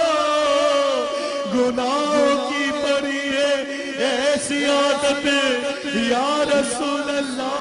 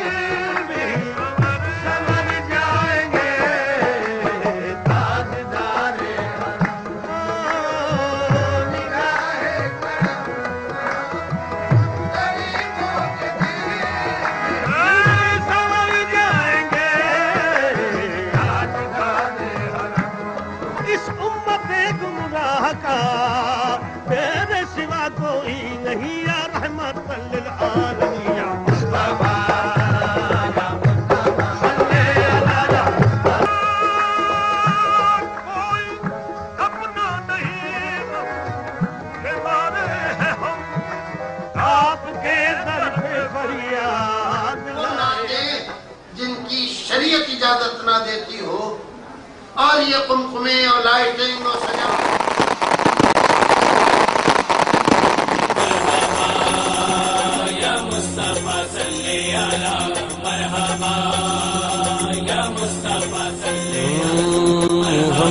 زمانے میں بہار آئی بہاروں پر بہار آئی، مرحبا یا مصطفیٰ صلی علی، مرحبا یا مصطفیٰ صلی علی، نصیب جھنڈے لگاؤ کلیاں سجاؤ، جھنڈے لگاؤ کلیاں سجاؤ، کر لو جگہ ہر جگمگا، کر لو جگہ ہر جگمگا، راضی ہوگا رب ذوالجلال، مرحبا راضی ہوگا رب ذوالجلال، مرحبا یا رسول اللہ، مرحبا مرحبا یا حبیب اللہ، مرحبا مرحبا تو سخاوت ہے عادت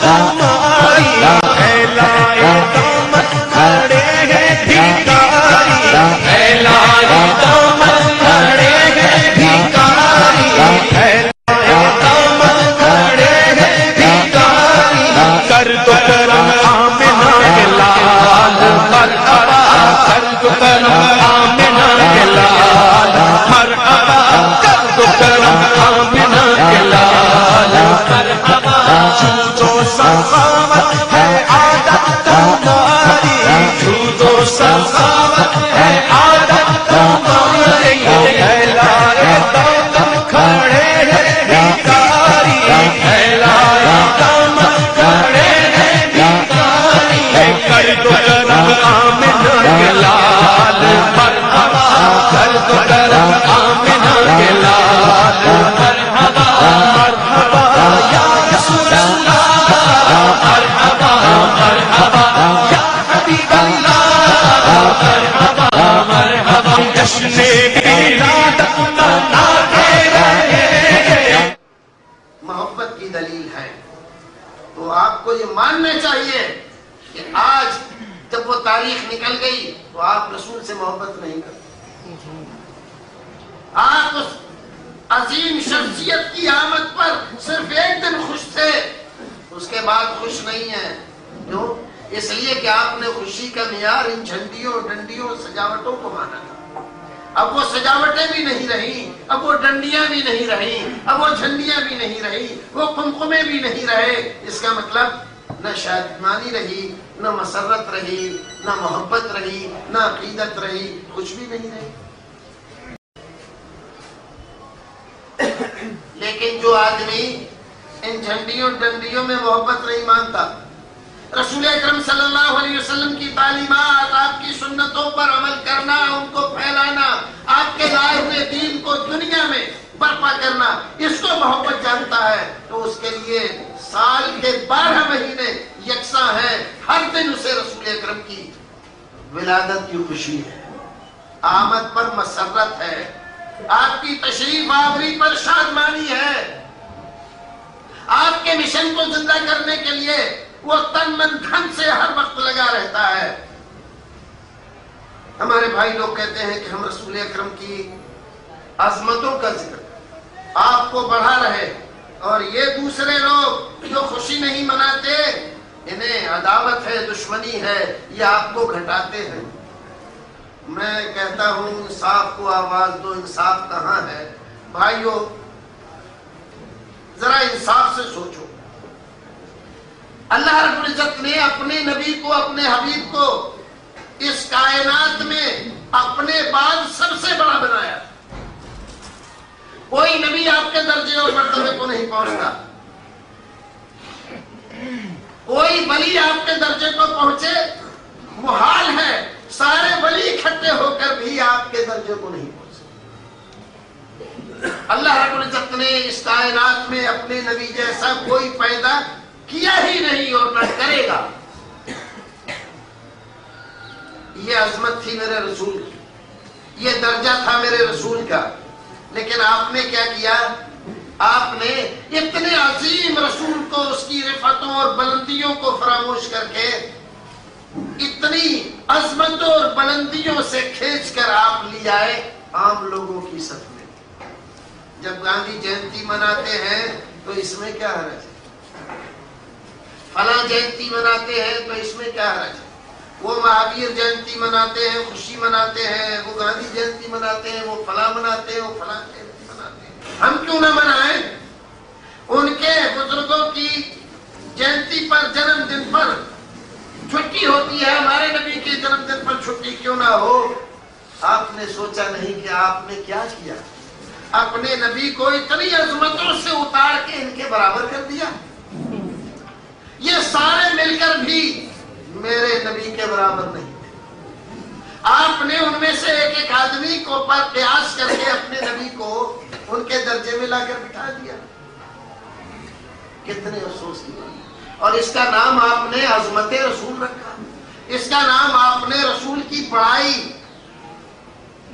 کتنے افسوس کی بات ہے کہ آپ گھٹا کر اس کو بڑھانا سمجھ رہے ہو، برابر گھٹاتے جا رہے ہو اور پھر اس کو بڑھانا سمجھ رہے ہو.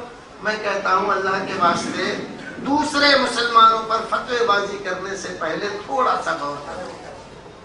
اگر یہ جھنڈیاں ڈنڈیاں، یہ قمقمے، یہ سجاوٹیں اور یہ دیگیں، یہ ساری چیزیں محبت کی دلیل ہیں تو 63 سال رسول اکرم صلی اللہ علیہ وسلم اس دنیا میں موجود تھے. 63 سال میں ایک دن آپ نے کہا ہو کہ مدینے کو آج سجاؤ، جھنڈیاں لگاؤ، ڈنڈیاں لگاؤ، سجاوٹیں کرو، سبیلے لگاؤ، دیگے پکاؤ؟ ایک ثبوت کہیں کا. حضرت ابوبکر صدیق، عمر فاروق، عثمان غنی، علی مرتضی، حضرت امام ابو حنیفہ رحمہ اللہ، حضرت امام شافعی، حضرت امام مالک، حضرت امام احمد بن حنبل رحمہ اللہ اجمعین، یہ وہ عظیم شخصیتیں ہیں کہ کوئی دوسری مثال ان کی نہیں. ان حضرات نے کیا یہ چیزیں کی تھی؟ کہیں ان کی کتابوں میں اس طرح کے جلسے جلوس کا، ان ریلیوں کا کہیں تذکرہ ہے؟ نہیں ہے، یقیناً نہیں ہے. وہ بھی جانتے ہیں. تو کیا ہم یہ مان لیں کہ ان حضرات کو عقیدت نہیں تھی نبی سے؟ کیا ہم یہ تسلیم کر لیں کہ وہ حضرات نبی سے محبت نہیں کرتے تھے؟ ان کو رسول اکرم کی آمد پر کوئی خوشی نہیں تھی؟ وہ رسول اکرم صلی اللہ علیہ وسلم کی آمد کو یوں ہی سمجھتے تھے؟ کتنا بڑا الزام، کتنا بڑا افتراء، کتنا بڑا بہتان ہوگا ان عظیم شخصیتوں پر. ساری دنیا مل کر بھی اگر یہ کہے کہ ہم لوگ ان سے زیادہ محبت کرتے ہیں اور رسول کو زیادہ مانتے اور عقیدت رکھتے ہیں، پھر بھی میں نہیں مانتا، کسی صورت نہیں مان سکتا کہ صحابہ کرام، تابعین اعظام اور امامان دین کے برابر آج کا کوئی آدمی کتنا ہی بڑا ہو وہ مان سکتا ہے رسول آپ کی عظمتوں کو، آپ کی محبت رکھ سکتا ہے. یہ محض دوسروں کی دیکھا دیکھی لوگ کرنے لگے ہیں اور لوگوں نے اخباروں میں نکالا عیدوں کی عید. عیدوں گویا کہ رسول اکرم صلی اللہ علیہ وسلم کی بتائی ہوئی 2 عیدیں وہ نیچے چلی گئیں. ان کی نکالی ہوئی عید ان سے بھی بڑھ. رسول اکرم نے 2 عیدیں بتلائیں. آپ تشریف لائے مدینہ، صحابہ کرام کو وہاں انصار کو دیکھا کہ میلہ کرتے ہیں، کچھ دنوں میں خوشی کرتے ہیں. پوچھا کیا ہے؟ کہا ہمارے باپ دادا کے زمانے سے ہوتا چلا ہے، اس لیے ہم ان دنوں میں خوشی مناتے ہیں. فرمایا لقد ابدلکم اللہ، اللہ رب العزت نے ان کے بدلے میں تمہیں 2 عیدیں، ایک عید الفطر اور ایک عید الاضحیٰ. میرے رسول نے 2 عیدیں دی. ان عیدوں سے جو رسول نے دی، جن کو صحابہ کرام نے منایا اور جن کو مانا، جن کو تابعین اعظام نے مانا اور منوایا، جن کو امامان دین نے مانا. آج کے زمانے میں ہم جیسے مولوی 14ویں صدی کے ایک نئی عید ایجاد کریں اور اس کو کہہ دیں عیدوں کی عید، یعنی رسول کی دی ہوئی عیدیں نیچی ہو جائیں اور ہماری نکالی ہوئی عید اوپر ہو جائے. اور پھر بھی ہم عقیدت اور احترام کے سارے حقوق اپنے حق میں محفوظ سمجھے. کتنا بڑا ظلم، کتنا بڑا ظلم ہے کہ میرے رسول نے جو عیدیں بتلائیں ان کو آپ نے پیچھے کر دیا. ہم جانتے ہیں ہمارے سامنے یہ جلسے جلوس شروع ہوئے.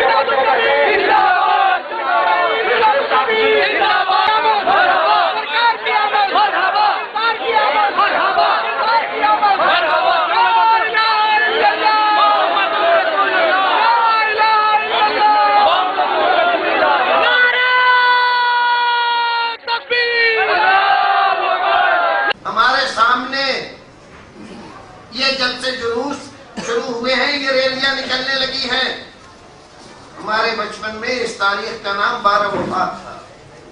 سارے لوگ جو لوگ 45-50 سال یا اس سے زائد عمر رکھتے ہیں وہ سارے اس بات کی گواہی دیں گے کہ اس کا نام 12 وفات تھا. آج میڈیا کی برکت سے، ٹی وی کی برکت سے، کچھ لوگوں کی اس پہ ہنگامہ آرائی کی برکت سے اس کا نام عید میلاد النبی ہو گیا، جس کا پہلے سے کوئی تذکرہ نہیں، نہ قرآن میں، نہ حدیث میں، نہ فقہ میں، نہ کسی امام کی کسی کتاب کے اندر.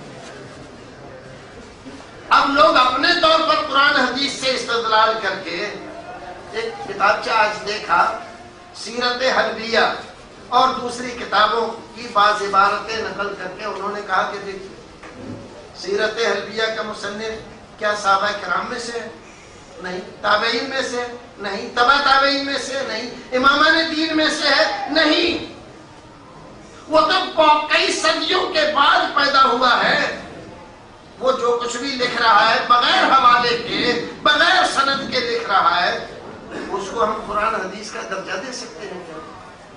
کیسی عجیب صورتحال پیدا ہو گئی ہے. بدعتوں کی اتنی محبت. بھائیو وقت کم رہ گیا، میں اپنی بات کو پورا کرتا ہوں. ایک بات، بہت ساری باتیں نہیں ہو سکیں اس موضوع کے تعلق سے. بدعت کا مضر پہلو کیا ہے؟ کیا ہوتا ہے جب کوئی آدمی بدعت کا خوگر ہو جاتا ہے تو سب سے پہلا اثر یہ ہوتا ہے کہ سنت کی محبت اس کے دل سے ہوتی ہے۔ جب آدمی بدعت پر عمل کرنے لگ جاتا ہے تو آدمی سنتوں سے محروم ہو جاتا ہے، پھر دین پر عمل کرنا اس کے لیے کوئی اہم بات نہیں رہ جاتی۔ یہ نکالی ہوئی بدعتیں اس کے لیے زیادہ اہم ہیں۔ یہ جلوس نکلتے ہیں ان تاریخوں میں ربیع الاول پہ 10 بجے سے لے کر ظہر، عصر، مغرب، بعض جگہ عشاء کے بعد جا کر ختم ہوتے ہیں۔ جتنے حضرات اس میں شامل ہوتے ہیں الا ماشاء اللہ کوئی نماز نہیں پڑھتا جو فرض ہے،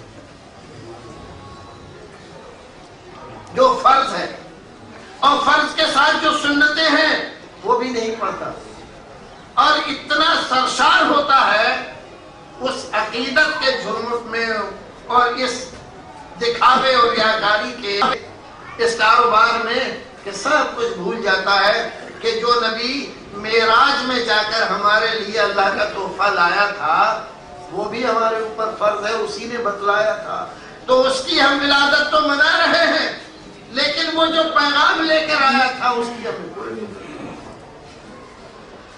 تو سنتیں چھوٹتی چلی جاتی ہیں، فرائض تک چھوٹ جاتے ہیں، اور آدمی ان بدعات کا خوب رسول اکرم صلی اللہ علیہ وسلم کی سنت روشنی ہے، بدعت سراپا تاریکی ہے۔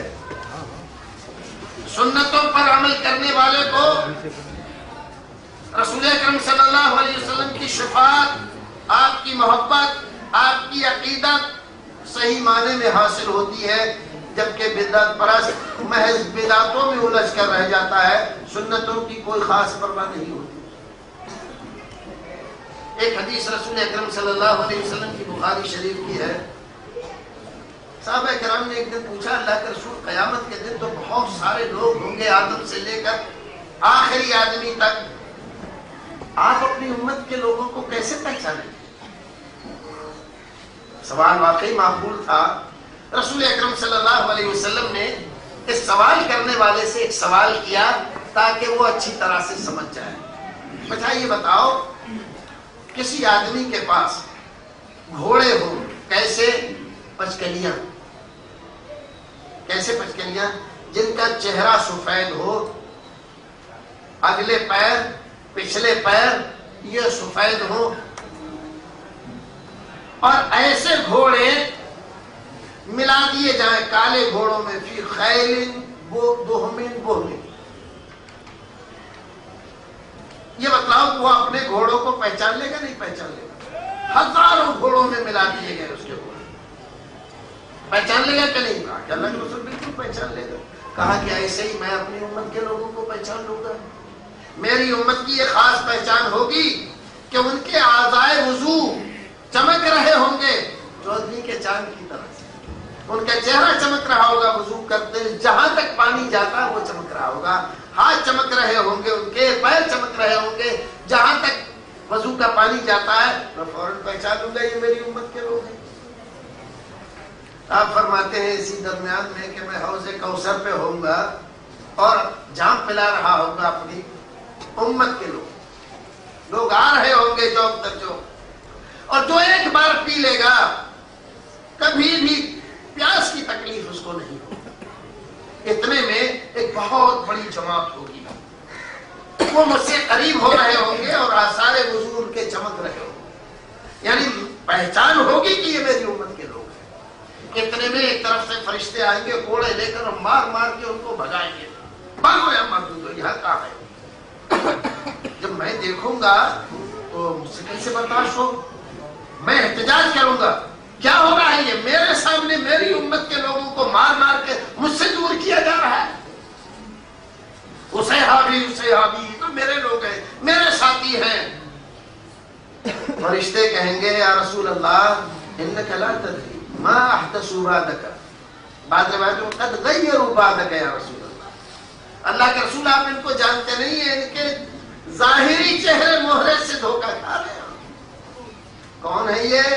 قد غیروا بعدک یا رسول اللہ، یہ وہ ہیں انہوں نے آپ کے دین کو آپ کے بعد بدل دیا تھا، یہ بدعتی ہیں، انہوں نے بدعتیں ایجاد کی۔ اتنا سنیں گے رسول اکرم صلی اللہ علیہ وسلم تو کیا فرمائیں گے؟ رحیم ہے، کریم ہے، رحمت للعالمین، کہا چھوڑا جانے دو یار، محبت میں سب کچھ کیا تھا۔ لیکن وہاں ایسا کچھ نہیں ہوگا۔ جب یہ سنیں گے کہ دین کو بدلا انہوں نے، دین کو بگاڑا، بدعتیں ایجاد کی، سنتوں کو مردہ کیا، فرمائیں گے سوقن سوقن لمن غیر بعدی، جن لوگوں نے میرے بعد میری سنتوں کی پرواہ نہیں کی، دین کو بگاڑا، اس کو تبدیل کیا، نئی نئی بدعتیں ایجاد کی، ان کو جلدی میری نظروں سے دور کر دو، میرا ان سے کوئی تعلق۔